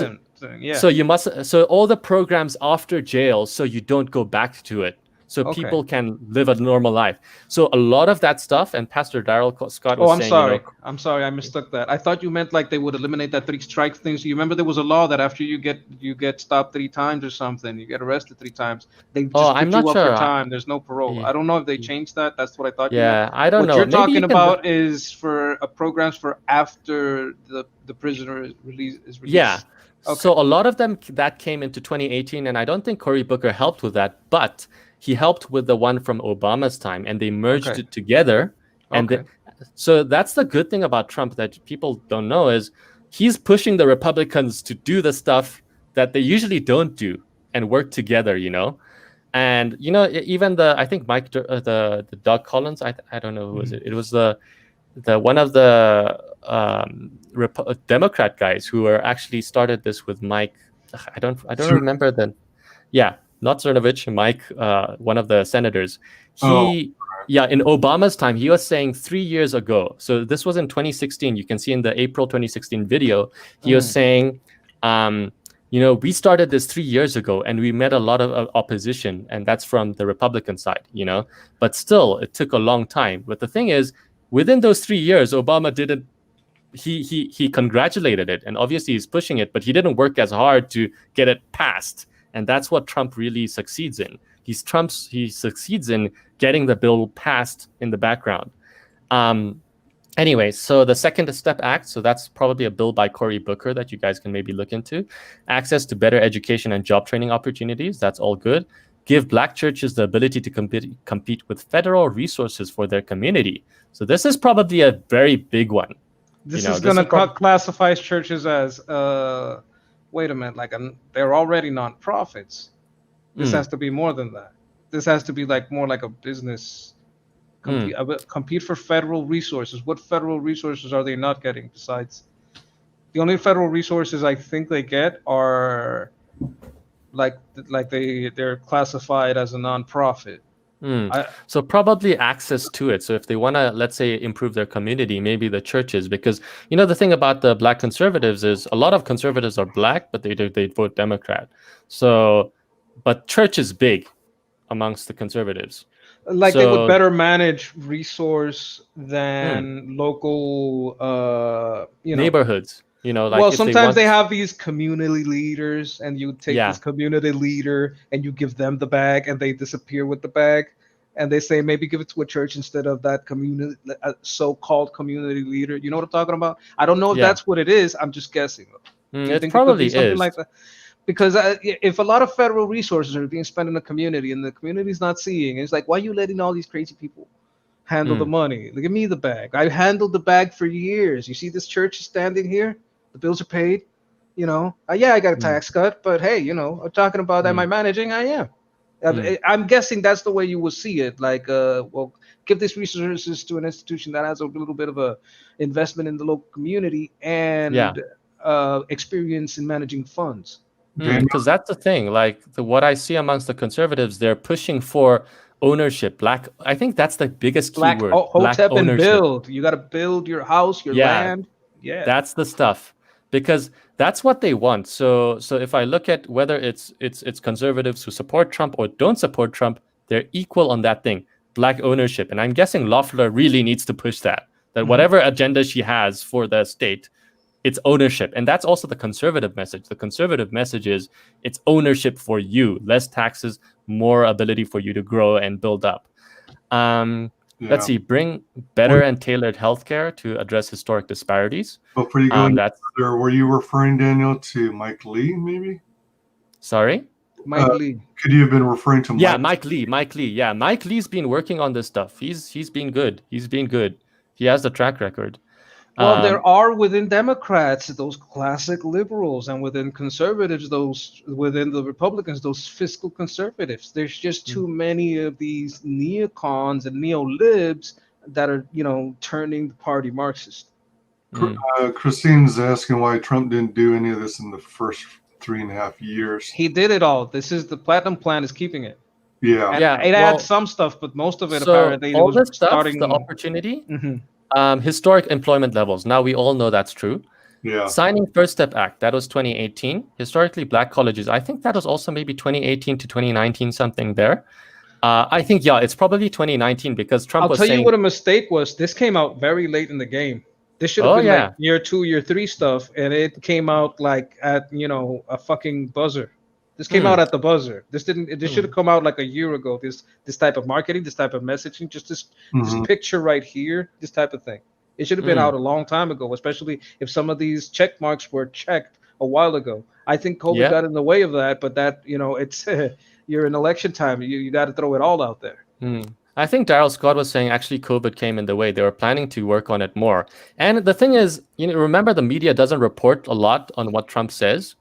And so I'd be watching his speech, and this was maybe early, and then he would always say, I did more for the community than ever before. I've done historical Black colleges. But the thing is, people think he's lying, but if you look at the history on the ground of the facts of what's going on with us, he's done a fucking lot. And also, here's the thing. Sometimes the conservatives who know of this, they don't, it's like the messaging and how the media supports it. The media is not doing its job to tell the people that it's there. So like, for example, opportunity zones, making that more big of a thing. But all the investors... what I think it is? I think they've believed the hype. I think this hype that the Democrats have put up, that most like Republicans actually are against helping out the Black community in some way. They've believed that bullshit. And they believe that if you tell white Republicans, hey, we're going to help Black people, that they're going to somehow turn on you. I think that's bullshit, absolutely. I believe that's some kind of internal message that the neocons put in there to sabotage any type of unity with the, to keep that kind of like, they get a little bit of money from the tete-a-tete. They kind of need that it's kind of like a ping pong between neocons and neolibs to keep the endless war going and all that other shit and the spying and so when you look at it, that's what I was trying to say. My bad. Go ahead. Yeah, I mean, I was just going to add. Christine says, to be honest, most of what we hear from Trump over here were not his policies, but Trump just bashing others. It would be the same if we trusted the mainstream media here. Yeah, a lot of people are still in the dark. They don't pay attention. They never heard one speech from the guy. They heard the little clips from CNN, the little clips from CNN. They never watched the whole rally. If you watch a rally, it's like stand-up. If you ever just sit down and just let it play, he does like, hey, how you doing? He's like very alive. He's very interactive. It's like, it's, people that talk about him in all these ways, they don't sit down and watch the guy. They just get the little clips and they believe the little clips. Yeah, and it's like, sorry, were you saying something, wise guy? Oh no, I was just gonna what did I do? Read some more messages. In case I didn't mention it earlier, welcome Bristolian Dave. Our media just bashed Trump 24/7. They once mentioned about a peace deal he did, then went straight back to bashing him. In the UK, by the way. I wasn't just talking about mainstream media, literally. No source I've watched in the last year hasn't said much about policies. Yeah, I get predominantly most of my information through the internet now because I can't trust anything from mainstream media. The political structure thrives on us being divided. Yep. Hegelian dialectic. You were saying, Daniel? Oh, no. I'm just waiting for you guys to read through the comments. Yeah, I think I'm again. This thing, home ownership opportunities, financial literacy, that's also very big. Okay, so how is that different from capital? This is interesting because we had one like the second one, I believe it said the first one was business, right? On this blue chart right here, which one was the first one? This is like educational. So for example, let me give you just my example. I'm a missionary family. We were always afraid of money because like I always was even afraid of asking my parents for money. Because we know that money is like little, So but then now growing up, my financial literacy of how to handle funds and grow wealth is like low, and I make big mistakes and all that. Even now I'm trying to fix it, and then it's like like that whole thing on financial literacy. This is what I'm finding. There's got to be a difference between number 3 and this advanced ownership. So I'm wondering what 3 is. That's the only one that I got like in my head. Oh, like, I see. I think it's probably coming down a bit. I read more on that. So home ownership and then opportunities. probably related. But yeah, you're right. Business versus home, enhance financial literacy, onshoring You should have to pass a manufacturing. couple of tests. I think they should like give you a couple of study materials. You should have to pass some tests on like I Yeah. like that. That home like economic literacy. I think Yeah, it's that's very important. important. Financial Yeah. literacy. That's Because almost as important as regular literacy these days. because I've seen. Yeah. Sorry. Yeah, I was saying, I was agreeing. Absolutely, financial literacy is very important, and it's something that you don't get taught in school because all they're concerned about is brainwashing. Well, they want you to get ready to get that college debt without knowing. They want you nice and financially illiterate when they offer you all those college loans. Student loans and a credit card debt that it'll take you half your life to try and pay off. Jim Cox suggests subscribing to the YouTube channel The White House. Joanna Frago just wants to work overtime and simp on people between shifts. And Christine says, Christine said, I tried watching one of Trump's rallies, but it was like a warm-up act for a stand-up comedian. Sorry, maybe it was. But then again, I tried watching a Biden. Don't think it qualified as a rally and sleep. It's Eric says, yeah, financial literacy is extremely important, and the importance of owning property and managing resources. Yeah. Do you guys pay interest on college loans? So I'm pretty certain. I've never taken a college loan, but I'm pretty certain. Yeah, I think it's a very low interest. No, I never did. Yeah. Well, look, if there's no interest on it, if you get like a lemon and you get it at a low interest or no interest, you still bought a lemon. You know what I'm saying? Regular interest. I mean, is this education worth it? Because the way that you're getting charged for that college loan, I mean, you could have invested that money in the stock market and probably done better. By the way, I think I remember, when Trump announced before the national emergency for COVID on the 14th of March, there was around something, he on the Thursday, I think he actually made like a 8-minute national address. In there, I think he was saying forgiving student interest. And then I remember looking at an article, I think it was a left-wing article. It's like they take that part out. Anything that people actually like, they want to hype up. Like, Trump's been like, oh, we want to reduce personal income tax. They don't put it in there. All the other stuff, it's like you read like a paragraph that contains some of the stuff in the speech with a 3-minute clip. And then the rest of it is like all the stuff from before, like all the drama from 2018 or something. Oh, my goodness. All right. Anyway, Black economic empowerment and access to capital. So jobs. This is typical Trump. Reach even greater levels of historic employment. So basically better than ever before, even more better. Even more better. Seek infrastructure funding that will lead widespread growth in the annual February. So this is an interesting one that I saw people question, the federal contracting. So there's apparently a federal contracting budget. What do you call it? Annual federal. I think there's a budget that's around 500 billion or something that people were confused about that already exists, and they were wondering how, is it part of that budget or is it something else? Anyway, in the annual 500 billion federal contracting opportunities. So maybe this is maybe just giving more incentives to African Americans or something. Grow minority-owned businesses with additional tax cuts. Now this is going to sell people. Additional tax cuts to stimulate hiring and investment, which falls in line with conservative principles.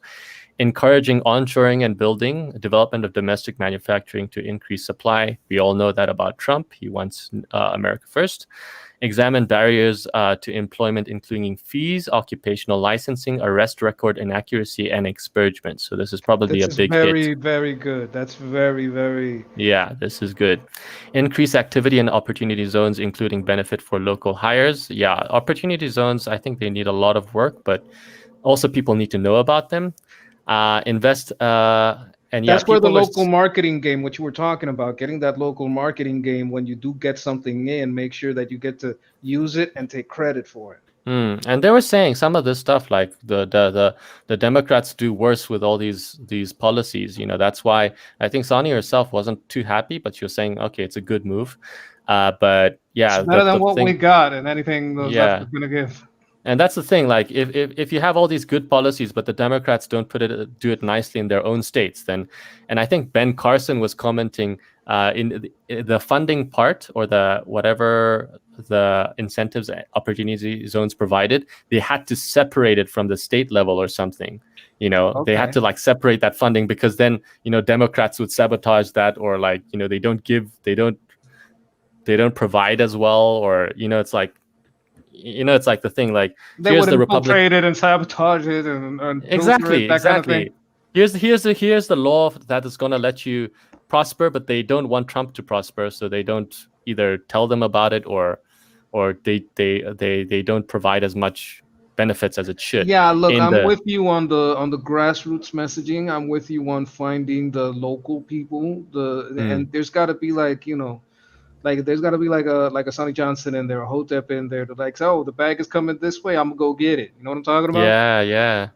We got to get like a lot of ground level bag identifiers and grabbers, that they grab the bag, say, hey, these are the people that are gonna give us the real bag. Here it is. We're gonna use it we're gonna use it to build and own stuff, so that we don't even need nobody. Yeah, exactly. Invest almost $20 billion toward broadband and internet access, fueling access to capital for Black-owned business, increase opportunities for small businesses, lending and technical assistance through community development financial institutions in order to grow business and create generational wealth. Now, generational wealth, this is a key word. This is what the Hoteps, everybody agree on. They want generational wealth. With over 400 billion. Now, this is the lending part. Because I think there's a federal budget of about 500 billion or something. And then the 500 billion. Anyway, examine alternative ways to build credit, including rent, utilities, and phone bills. This is also a very interesting one, building credit. Yeah. Make the Minority Business Development Agency permanent, appoint the leader, Secretary of Commerce, create a sub-office of African American affairs, and engage with private sector advisors to ensure real-world plans and solutions. Increase the number of Black-owned contracting businesses, financial services entities. Now I'm actually just reading. I'm wondering what the people in the chat are thinking. Through regulatory reform of up to $40 billion in government funding alongside traditional private investment. So you find this is something interesting, because if you give power to Black business pays taxes. So you're just, that they'll understand the structure of the system better than like what you would call a Black community leader, or even the church has a little bit more administrative wherewithal to understand what it is that these programs are doing and what to do with them. I could understand why that could be important.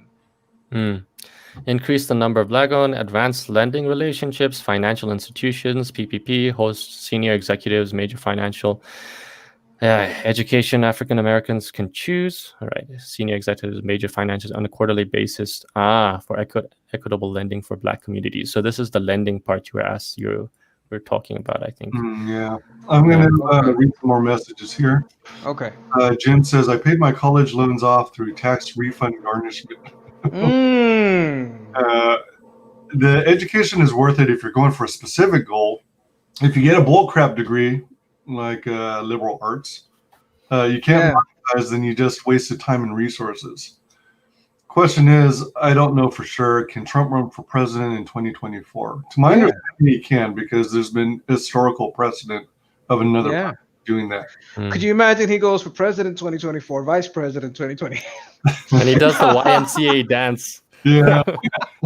4 years older with the YMCA.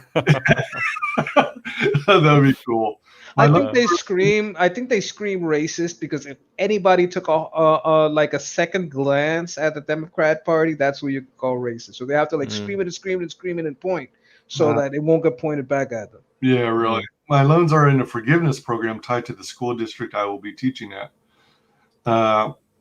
Yes, Trump can run again. The way it works here is you get an interest-free loan for uni, and you don't have to start making payments until you earn over the threshold that's applied depending on the degree you are taking. Interesting. That would be okay if they got rid of many arts degrees. Yeah. Out here, Christine, you don't have to pay until 6 months after you graduate or start going to school. Yeah. So if you're going to here. Until you are earning the wages of a first level vet, you wouldn't need to start paying it back. Christine says they need to get rid of gender studies everywhere, including here. Yep. Yeah. If gender is the only important thing about you, then give up. Yeah. Seriously. Brazilian Dave says, "You're good at reading, Daniel." Oh, thank you. I'm sorry. See, this to me shows that Trump's thinking more like a businessman than a politician. Politicians don't get shit done. I want to pause on that for a second. I think we got to look at the schools that are getting certified to get these Pell Grants and all this shit. Because yeah, maybe a first level veterinarian or whatever, but there's sometimes these people, they're getting these loans from this Pell Grant money and all that stuff, and what they're offering is like a degree in pet psychology bookkeeping or something like that. You know what? It's like these degrees that how are you getting Pell Grant money? This place is a shithole. I don't know how you qualify for this. Some of these schools need to be like recertified, or there should be a closer look at what schools are getting certified. Yeah, they got to be vetted or something. Yeah, they're supposed to be, to get the Pell Grant money, you're supposed to have like a certain standards. Yeah, they're putting out crap degrees that are useless. Mm-hmm. Go on ahead. Well, what are we doing? Oh, no, I was just opening some stuff, like some of the executive orders on health. Okay. Yeah. Continue to hit. Okay, so this is the education. Man, you sell Trump better than I ever could. I'm loving this guy. Local community partnership. No, it's I mean, like, this is just covering it, and I'm actually glad, because maybe if Loeffler uses parts of this stuff, like, you know, because here's the thing: there's state level, there's federal level. But if she's gonna put her ground game with some of these things, you know, like, I'm gonna make sure that the Georgia state does this, and they go door to door with that, and they go ask listening, and then what they want, and this whole generational wealth. That's a good thing, because, yeah, you know. Guys, because of the patchwork thing, anyone that ground level could achieve that, could like pass it to the other states and say, hey, look at what this state is doing. Maybe we could try that. Because that's the thing. I mean, the whole reason I asked wise guys to cover this kind of stuff is to help see if I can just share this, is because that's my big concern. You know, like, as I said, there's two wars, and one is the fraud. The other one is Loeffler, and Loeffler is against somebody who's like probably very big in the African American community in Atlanta. So it's or I'm not sure if it's in Atlanta, Georgia. Opposition? Let me just go. I think I'm gonna stop sharing quickly. Mm-hmm. Ebenezer Church. Did I stop sharing? Right? Yep. Yes. So, StreamYard. I stopped sharing. Well, the thing is, you have to have the grades to actually get into university here. Losers need not apply. I think that's the way it works here. You got to graduate high school to get you can't get like extra degrees. Here you could get like a very, very basic Pell Grant. And if you want to get into a good college, you got to have the grades. So they're not going to take you. Great stream, guys. Have a great rest of your day. Take it easy, Eric. Thanks for hopping in. All right. Cheers, man.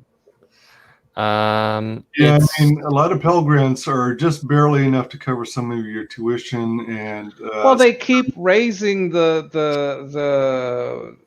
what the school, the price of everything every time the Pell Grant goes up. It's just when you create a subsidy that's going to be the result. As high as you raise the subsidy. Oh, you know what? It just so happens that the Pell Grant go up. It just so happened that what we need went up. Yeah, exactly. Oh, Reverend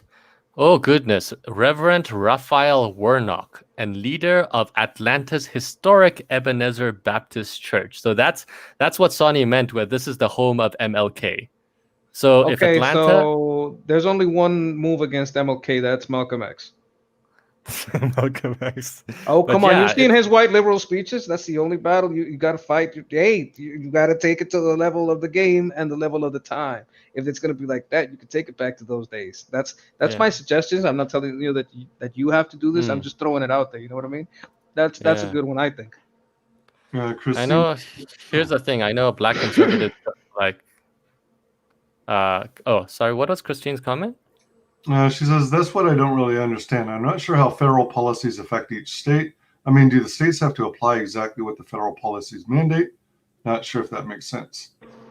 Federal funds need to follow federal mandates. If you have a federal fund that, you know, what it's like having state Section 8 or federal Section 8. So federal Section 8 follows federal standards and federal this and this and that, and it's managed by the federal. They'd have a federal agency there. States are supposed to get they get some federal funds, but state get supposed to manage their funds locally. They're supposed to collect their gains from the taxes or whatever, their lotto, whatever they decide to use to fund the commons, and they have to like redistribute it. Well, not necessarily redistribute it. Well, it is, yeah, because it's taxes, but they have to like use that. They have more of a power over that budget. Yeah.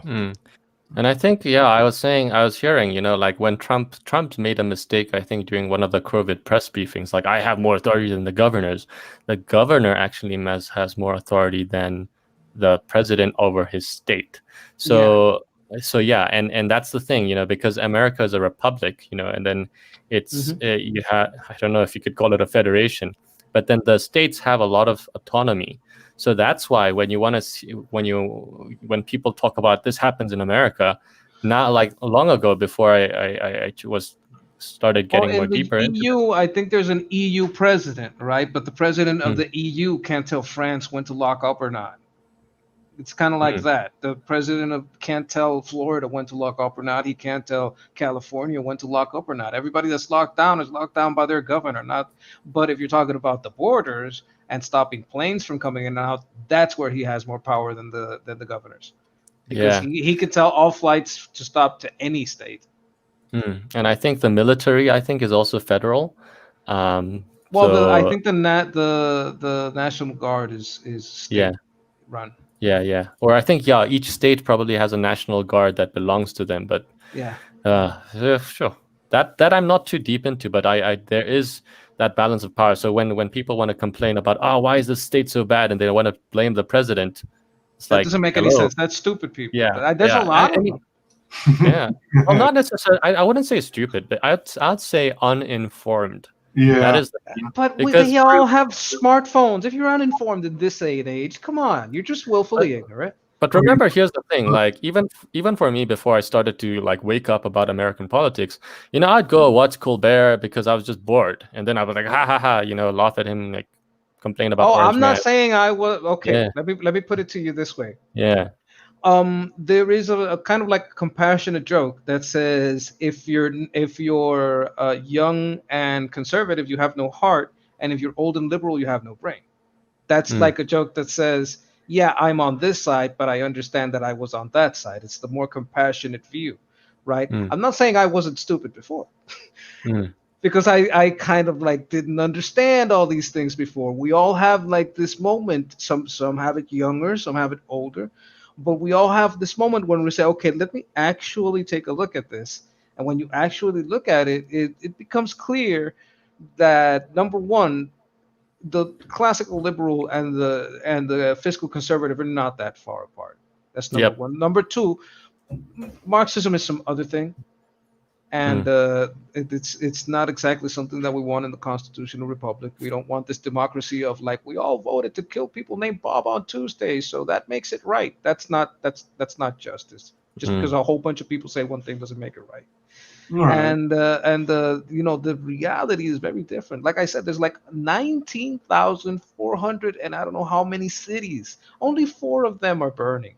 Why? Because they want to show you that image on TV and make you think there's going to be the civil war. And I don't think we're going there. I think that I think it is time for the ground game, the ground bag to be gotten, the ground thing to be attributed, get people to own. And the more people own, the more they want other people to own, because they know if other people own, you know, it's more of us owners against these people want us to be serfs. So I understand the ground game thing you're saying, and I agree with it. Yeah, and this is the guy that Loeffler is up against, and I think I was looking at some guy. I've seen that guy before. Is he on TV? Doug Collins. Yeah, he's the Reverend Raphael G. Warnock. So he's a reverend. Okay. And so this is the historic Atlanta's historic Ebenezer Baptist Church. So this is probably the home of MLK. So he's got a lot of clout. And if Atlanta's, can we take can we take a Loftus plan to somewhere else? You see, that's so you feel what I'm saying now, because that's why I was looking at Sonny, and then like the Felicia Killings and all these people. They're like, holy crap, you know, she's in for it, because that's the thing. Like, people think, Georgia is a Republican stronghold, has been, whilst the black conservatives are like, hey, wait a second, it's turning purple. And also now there's the fraud. But here's the thing. This is also the messaging difference. The black conservatives partly think that there is the fraud, but there's also the black outreach that's been an issue, which I give credit to. And it's annoying to me seeing some of them just completely discredit the fraud as if it's like non-existent. But they have a point. They have a point in that this is going to be... We're going to have 4 years of impeach Biden? Yeah. It's going to be...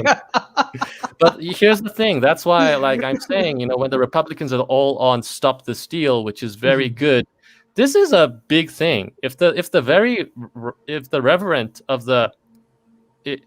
guy who's the reverend of the very church that MLK went to and has such clout in their community is running for senator, you know, and even if you look at, if I'm going to stop sharing it, and then if I look at the percentages of how he's doing better, Raphael Warnock is in 1,611,837. Kelly Loeffler is at 1,270,044. So there's no, and that's currently. So there's going to be the special election in December 7th, I think. And yeah, it's not looking good. I mean, you can call the fraud. You know, Georgia is now within a 5% margin, but this isn't. David Perdue is doing better, all right, and then the Lincoln Project is like, we have to be. David Perdue is now our enemy, but this is a big race. This is That's why I'm saying. I think we can't count on necessarily leaving it to Georgia. I understand that's a good battle to have. It's a good conversation to have, and it's a good way to talk about how many other states could flip, how many could flip our way, how many could flip the other way, and what ground game is needed there. Because there's a possibility that other states are about to flip one way or the other. Maybe our way, maybe their way, you know, whoever it is. And if, I don't know, who are you saying, Cory Booker or whoever on that side is leaning classic liberal and away from, basically Marxism, they're going to get canceled and they're going to end up coming our way. Because I don't know about Cory, because the thing is, as I said, he's pretty famous. He's pretty famous. He's pretty famous. And it's getting very bad for anyone that's trying to do anything good out there. Yeah. And the thing is, like, I do disagree. Like, for example, I never knew that Cory Booker had sponsored so many bills on opportunity zones, criminal justice reform. Well, the Obama's level, not necessarily the one that the new stuff that came in like Pastor Darrell Scott was saying, Cory Booker didn't do Jack. We had like 27 pages. He didn't do anything. And I think he's partially correct, because I think his contribution is from the Obama times. And when they combined the bills together in November, and then they attached it to the 756, which is also going with it. Going with it is important. Yeah, he was going with it, but he had his contribution. But again, I think, like, you know, if you don't look too deep, you will not really see it. Well, you'll see that what he's talking about. But anyway, people got to write a good idea. Some people got to recognize it and go with it. But yeah, like affordable care you can trust. So this is why I think so. Let me see. Just wait. Education African Americans can afford. Continue to protect HBCUs. Spur innovation ecosystems. Connecting minority institutions to. This is what the federal government. Broad range of scientific and engineering research and development. Very interesting. Increase the amount of Pell Grants and allow for vocational employment and second change homecomers. I'm not sure what that is. Second change homecomers, and I don't know what Pell Grants are. Okay. So Pell Grants is like this, basically a basic college loan that everyone it's a loan that you don't ever get the money. You understand what I mean? They always price it out so that it's just enough so that your education is paid for, but you got to figure out your transportation. So basically, you're sponsored, but after that, like up to you. It's like if you make below, if your family makes, or you in the past year, or your family in the past year has made below this amount of money, well, you get access to this Pell Grant, and that'll basically pay for your college. But it's usually just that bare minimum. When they say, oh, the minimum for college is this, it's usually exactly what the Pell Grant will give you.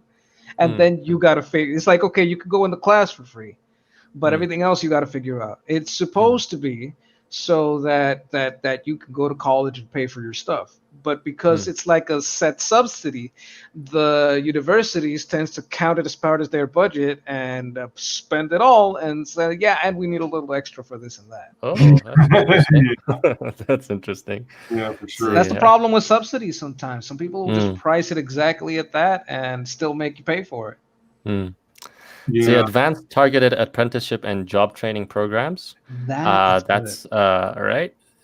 Let's see. That's very important too. Get a trade. Affordable care you can trust. So reduce costs and improve access to quality healthcare through HRSA. So I don't know what HRSA is.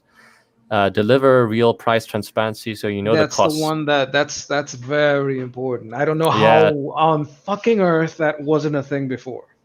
Yeah, Trump's been pushing this. I think he probably has an executive order already. You can't know how much these people are charging you for your stuff. How was that ever possible? Just the fact that he's doing it is highlighting that this was a thing and should have never been.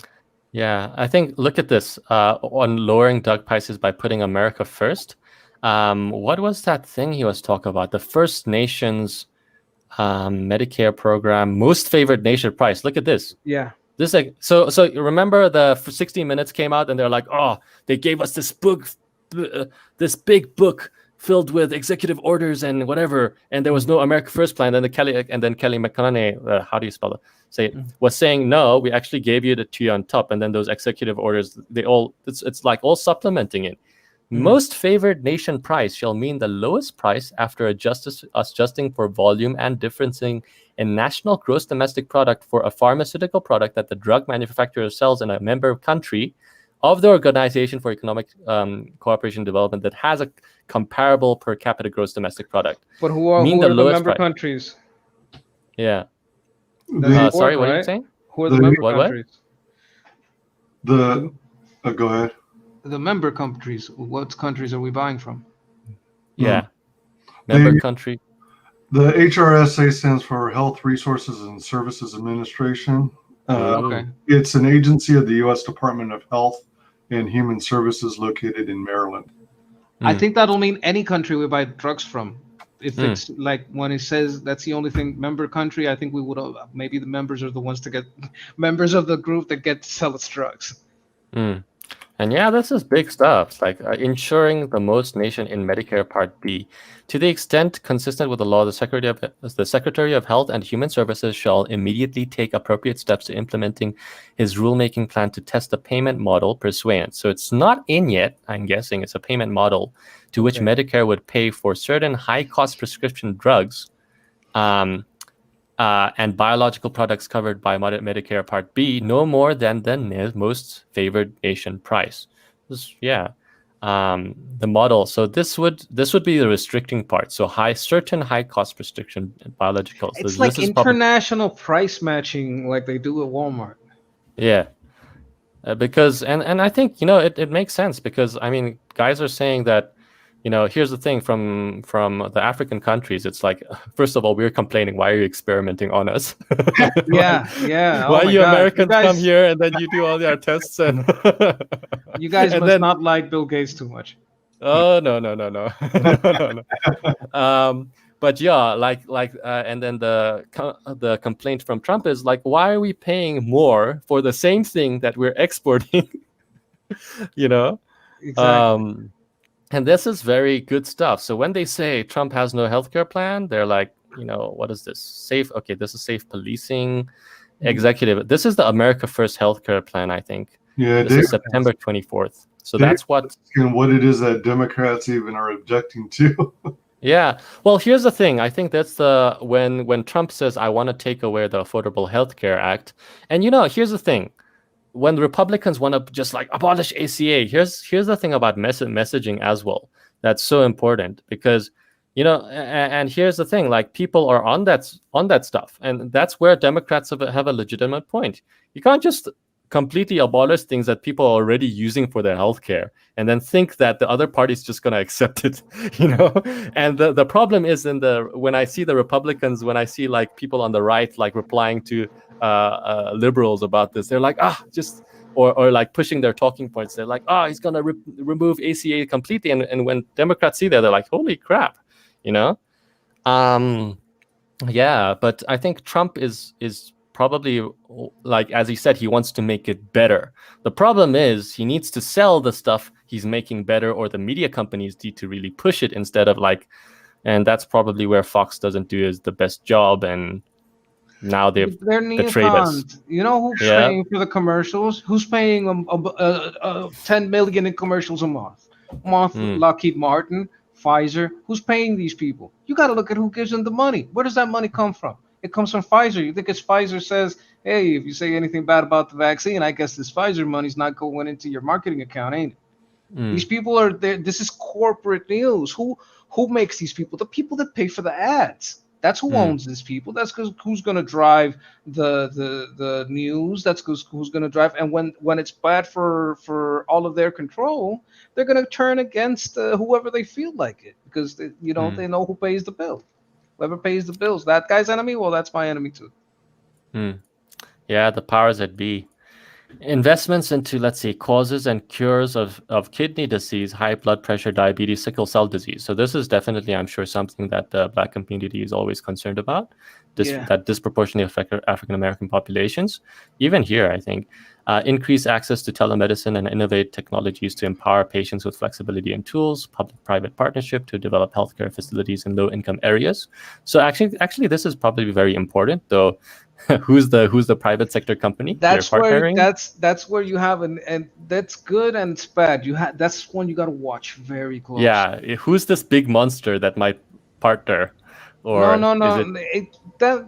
Yeah, kind of, because it can turn into a pill farm.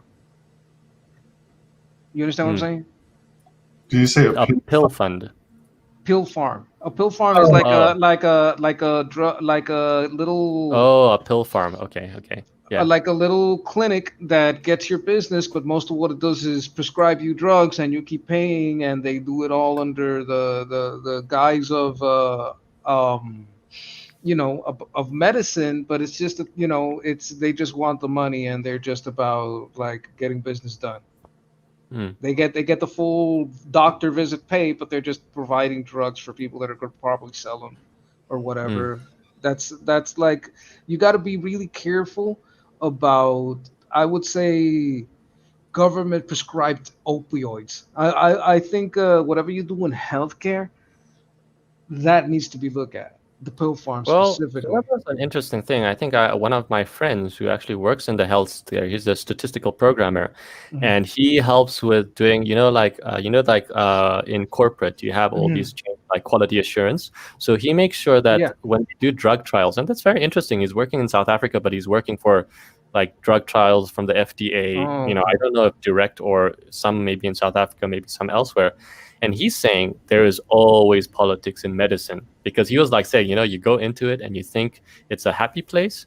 And there's the vaccine stuff. And he's saying, look, obviously there's the vaxxer movement and there's the anti-vaxxer movement. But first of all, I don't think like all vaccines are bad. All right. But then he says, sometimes when vaccines have problems, if you make profit, if it's profitable and it works and it can sell, then that's good. They usually push that. But yeah, so always, but that's like one of those touchy subjects that people get either angry or both sides.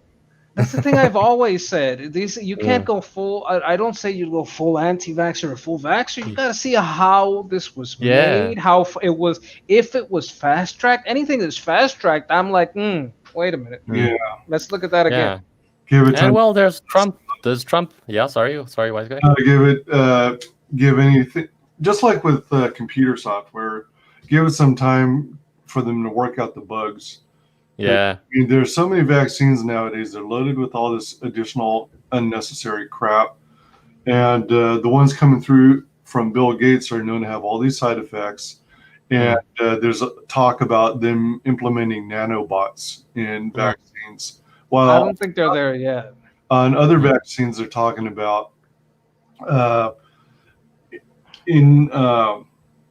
you should see what they did in South Africa. I think it was South Africa. I might be mistaken. I'm not sure if it's South Africa. I remember South Africa is a pretty decent country. Like, we are well developed, you know. No, it's real well developed, but I don't know if it was specifically South Africa. I think it was there, but there was some places in Africa. No, it might have been maybe West Africa, East Africa. Yeah, those Congo. I don't remember what it was, but Bill Gates was running some trials. I think it was for tetanus or something like that. And he's like, why is this guy giving us tetanus shot? And it turned out that it did something in the females that would end up kind of sterilizing them. Yeah. As a side effect. Is something that's included in a lot of vaccines. So it's pro-eugenics. And everybody was taking like a second glance at that, like, I don't care if it's accidental or on purpose. That one you got to look at. And I think even if, like, for the COVID vaccines, I know that Korea, they were working. Some people died in Korea, and you know, there's interesting thing. They're like saying, I think even actually something funny was going on in Korea where the flu shot. Usually people, and the thing is, I think I was speaking to my dad about it, but the flu shots usually are safe. You know, they've tested the flu shots way before, so they know it's just rinse and repeat. And anything new, you know, you already tested it, but then they were causing people to die, and you don't die from flu shots because we're so and that was weird because it's like, what is going on? Suddenly there's this corona, and then now suddenly you take flu shots and you end up killing people. Well, that's kind of like, you're not really 100% there. The flu shot changes because the flu changes. Oh yes, that's true.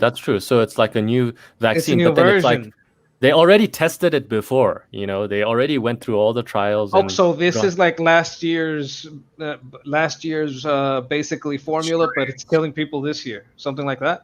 Or basically, it's maybe this year's formula, but it's like it went through all the approval process, but suddenly in this season of flu, it's like suddenly ending up with people dying, and it's like people are baffled. It's like it's never happened. Something like this never happened before. Yeah, but anyway, now it's getting in. Now and it could potentially go. Does this get peer reviewed, or is this like internal? I think it went public, and it's public, right? It's not like an experimental. They're not dying. It was in Korean news not too long ago. It was, and I was like, oh, well, actually, my parents were more. So that was the thing. It's like, why is it? Anyway, like a bad batch. How many deaths? So is a I think 37 or something, and that shit. Yeah, or it's like 30. Something like that, or 37 people having issues. That's usually a lawsuit. The people aren't happy, eh? But anyway, I didn't dig too deep into that because I'm not too into Korean news, but I just overheard it. Yeah, but anyway. Advanced second change hiring to get rehabilitated. Let's see what it says. Safety and justice. Continue to make historic improvements with criminal justice through common sense actions like First Step Act, including increased use of drug rehabilitation vs. drug incarceration. So that's quite big. I know that's a big thing amongst a lot of people. Like if you're incorrectly incarcerated or you have like mild offenses and they just mild non-violent people that aren't violent. Yeah. Announce a national clemency program to unite families and invest in human potential, focusing on wrongful prosecution and rehabilitation. Let me see. What is clemency? I've never. That's not that I. Clemency is like mercy. Oh, I see. What is clemency?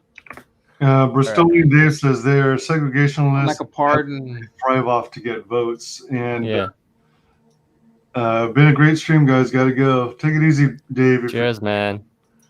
Clemency. Leniency or mercy. All right. Focusing on wrongful. So, I see. Wrongful prosecution. Okay. Restore safety to American great cities by I'm guessing they would apply that to drug laws that were excessive. Yeah. There's also this. This came out in June 16. So this was, we believe that all people. This year, okay. June 16. Safe policing and safe communities. Federal, state, local, tribal, territorial. Okay. Do you ever watch Sticks and Hammer? No, I don't. He's a And great the thing guy. is, He was saying that he should do as much by executive order that he can right now, so that reversing it would make the Democrats look bad.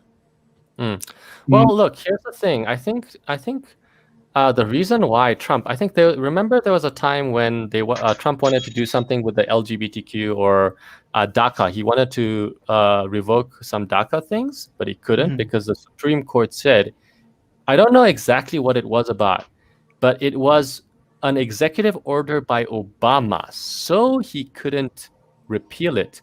And that comes with a twofold thing. First of all, if the Supreme Court does that, it means, first of all, okay, you didn't get what you want. However, there is precedent, exactly, and it gives power to Obama's executive order. So then, I think there was a whole saying: precedent is more important than precedence. So yeah, like and then after that, I saw Trump's executive orders like churning out a bit more. Yep. Because that it gives power. So when people say, repeal Trump's executive orders, wait a second, not necessarily. And as you see, it's not bad executive orders. He's not like this unless now the pharmaceutical. I think, remember there's a whole thing about the pharmaceutical Trump companies. Like Trump was tweeting about it or saying about it, like that they're after him, and then he was wanting to go private, like hide a bit, and then he actually went up to a rally. And I think it was soon after this stuff, the drug pricing stuff in September. Yeah, so I think behind the scenes, the pharmaceuticals were angry with this kind of stuff. You got like a channel? No, I don't have a channel. Could you say this like in a because we're having this discussion, right? But this is like wise guys channels. But there's some stuff that you've gone over here that I think would be very interesting to put in like a little video. And I like the way you've the way you've referenced other things, the way you've kind of put it together. And if you could do like a little video, I'm sure there's a lot of people that would love it. I know it's a little bit of work, and I don't know if you want to get into that kind of thing, but I like your knowledge on this and how you're explaining it. Oh yeah. All right, well, I'll think about it. But yeah, I think it's this one. This one got Trump in trouble. Lowering prices for patients by eliminating kickbacks.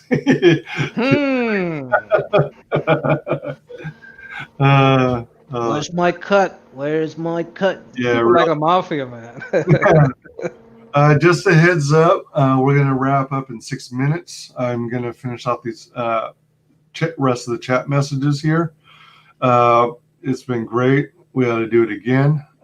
Jim says the government should not decide what's injected into you or your child's veins. I agree with that.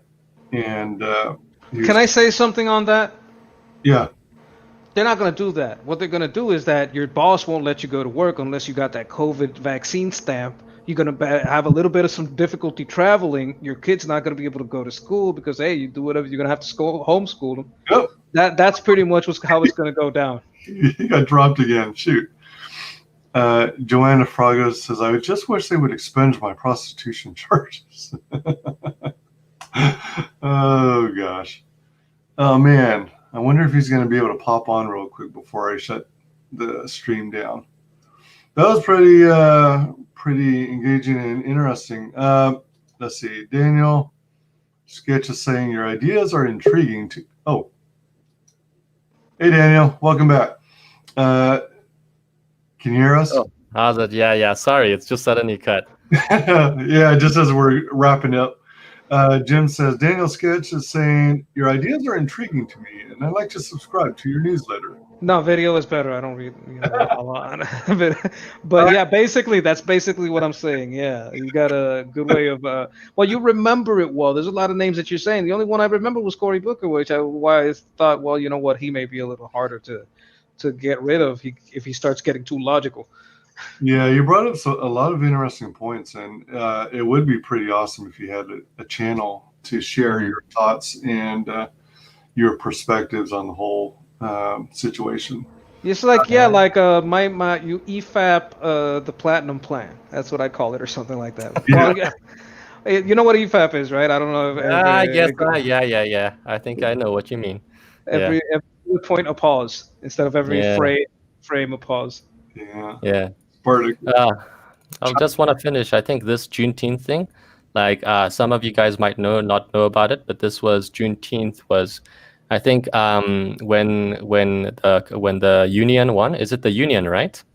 Yes. There's the Union and the Confederates. The Republicans, basically the GOP. After the Republicans won, I think the African Americans in all the way in. Yeah, I think in deep Texas or something, they didn't know about it. I don't know if that's, or was it Oklahoma, Tulsa, Oklahoma? I'm not sure. I'm betting in every state, things are slow. It must have taken some weeks and months. Juneteenth was the last, I think it's somewhere in Texas or something, but you guys might need to look into it.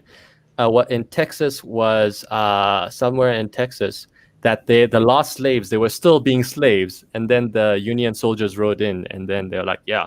So making that a national holiday is big, I think, amongst the African-American community and their history. And also the interesting thing was, I remember Sonny Johnson was pissed off at Trump because Juneteenth in Tulsa, Oklahoma. So what happened in Tulsa, Oklahoma in the 1920s was there was the Tulsa Massacre. So I remember Trump was doing his first address after all the Black Lives Matter protests. That's when the Democrats bombed Black conservatives from the sky. Yeah, exactly. Yeah, the KKK invaded basically, and then they messed up Tulsa, and that's why I think Trump pushed his rally to the next day or the next week or something.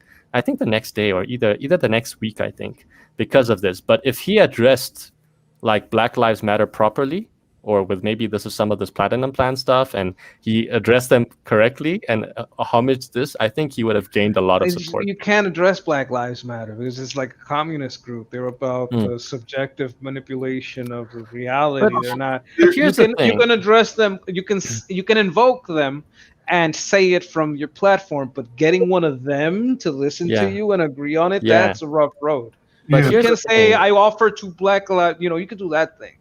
As far as Black Lives Matter, blah, blah, blah, blah, blah, blah, blah, blah. But like engaging with those people, difficult. But I see what you're saying and the angle that for the visual, because it's like Black Lives Matter, the idea, and the people that are using the Black Lives money to fund, like, stand against the, nuclear family and all that, those people. Is like a distinction there. Right. But you got to message it a certain way. I wouldn't say direct communication, but definitely the Black community needs to know about that. So I think that's why Sonny was pissed, and people were, I think some of them were like saying, hey, it was such an important day for us. And I think Trump did cover some of he was doing his campaign rally, and if he just took just a bit more time to address the actual event and what happened in Tulsa, because it's now Tulsa, Oklahoma, where the Tulsa massacre happened, and it's Juneteenth, like very close to Juneteenth.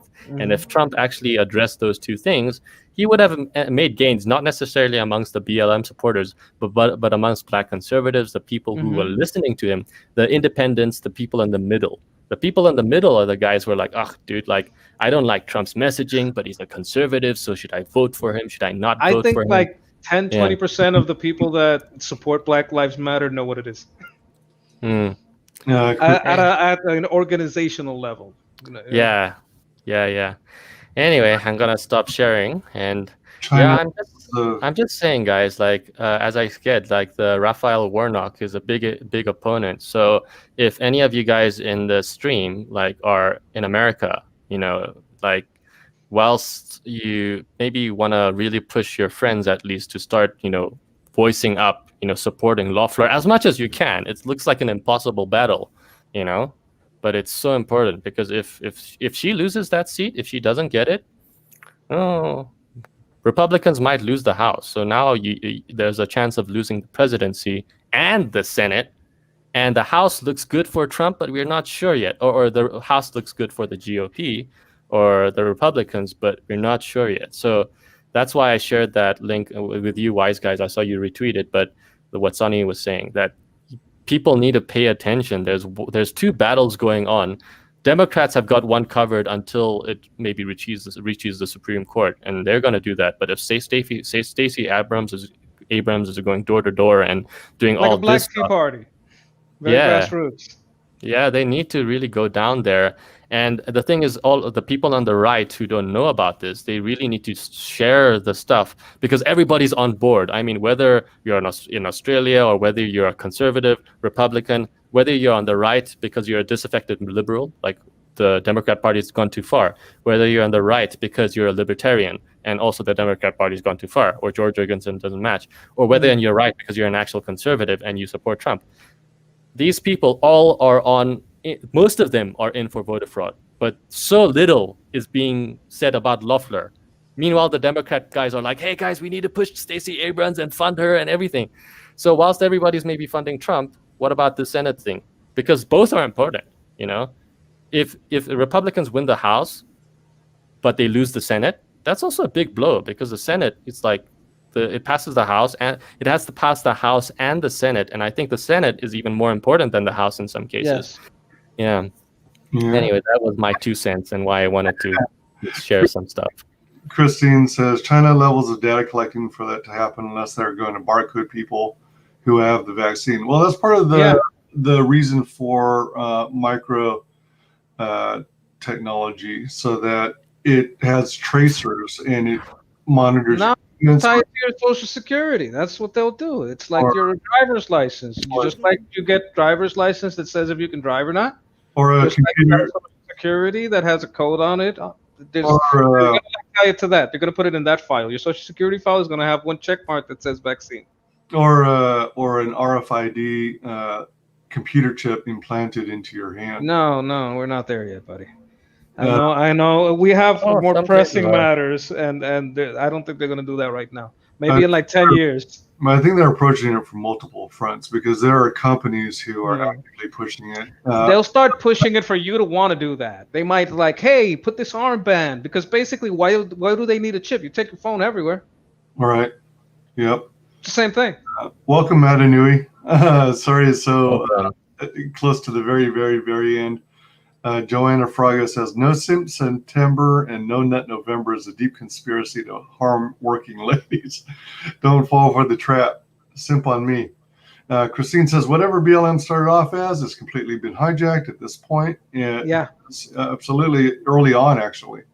Interesting stream, guys. As a Brit, I learned a lot today. Smile. That's a pleasure. It's a pleasure to have you with us. Absolutely. Yeah.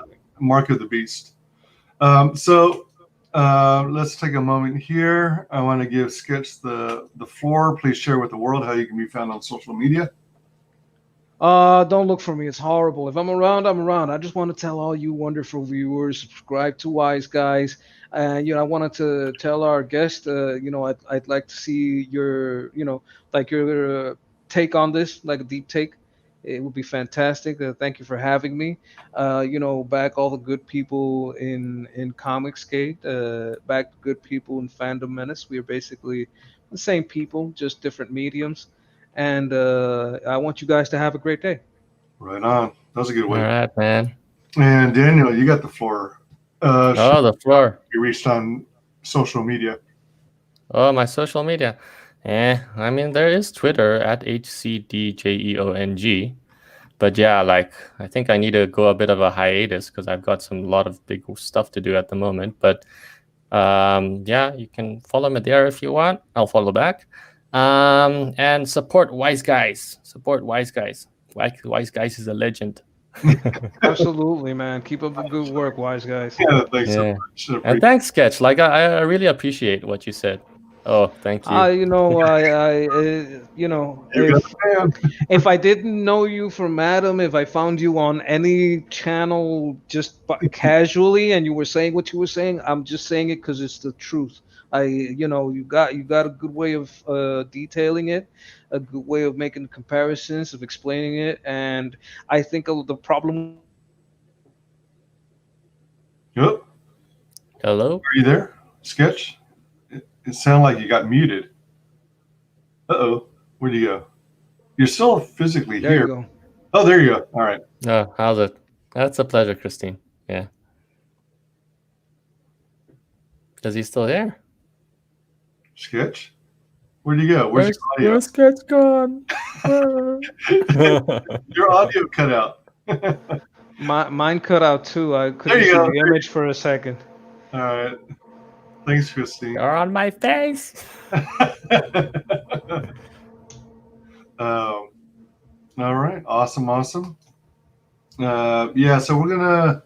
we're wrap this up. As soon as I get off of this, I'm going to start the stream for the P.O. box opening. I've got like 7 or 8 packages, I think. And you can find me on Facebook and YouTube under Wise Guys Entertainment, Twitter under Wise Guys Tweets, Twitch under Wise Guys Twitches, Instagram under Wise Guys Now, Parlay under Wise Guys Parlays. Please like, comment, and subscribe. Mark the bell for notifications. Make sure you indicate that you want all notifications. So you make sure you, hopefully, YouTube permitting, you get notified when there's a new stream or video. Please drop in the comments anything about this stream that struck your interest and any other comments you have on the whole political process and anything else we discussed. And particularly Georgia's ground war and, the measures that Stacey Abrams is taking. Yeah, so we are going to, I want to thank everyone in the chat. Thanks for that. Thanks for being so active. Whenever I was having trouble reading your comments, I made sure I displayed them on screen for all to read. And then thank you to everyone who watches this on replay. Thank you to our very special guests, Joe Frago, Sketch Therapy, and Daniel H.C. Jung. And who else do we have? We had another gentleman. What was its exact name? I forget. Was it Jim? I thought it was. Well, you guys in the future, you can rewind and check it out. Yeah. Exactly. Man, I want to say Jim Cox, but yeah. So thank you, everyone. Appreciate you. Thank you for all your support, and we're gonna have to have another one of these pretty soon. Sounds like fun. Very interesting, but very informative, and whenever you can learn something new, it's a good thing. That's how you grow. Ending the broadcast in 3, 2, 1. Bye.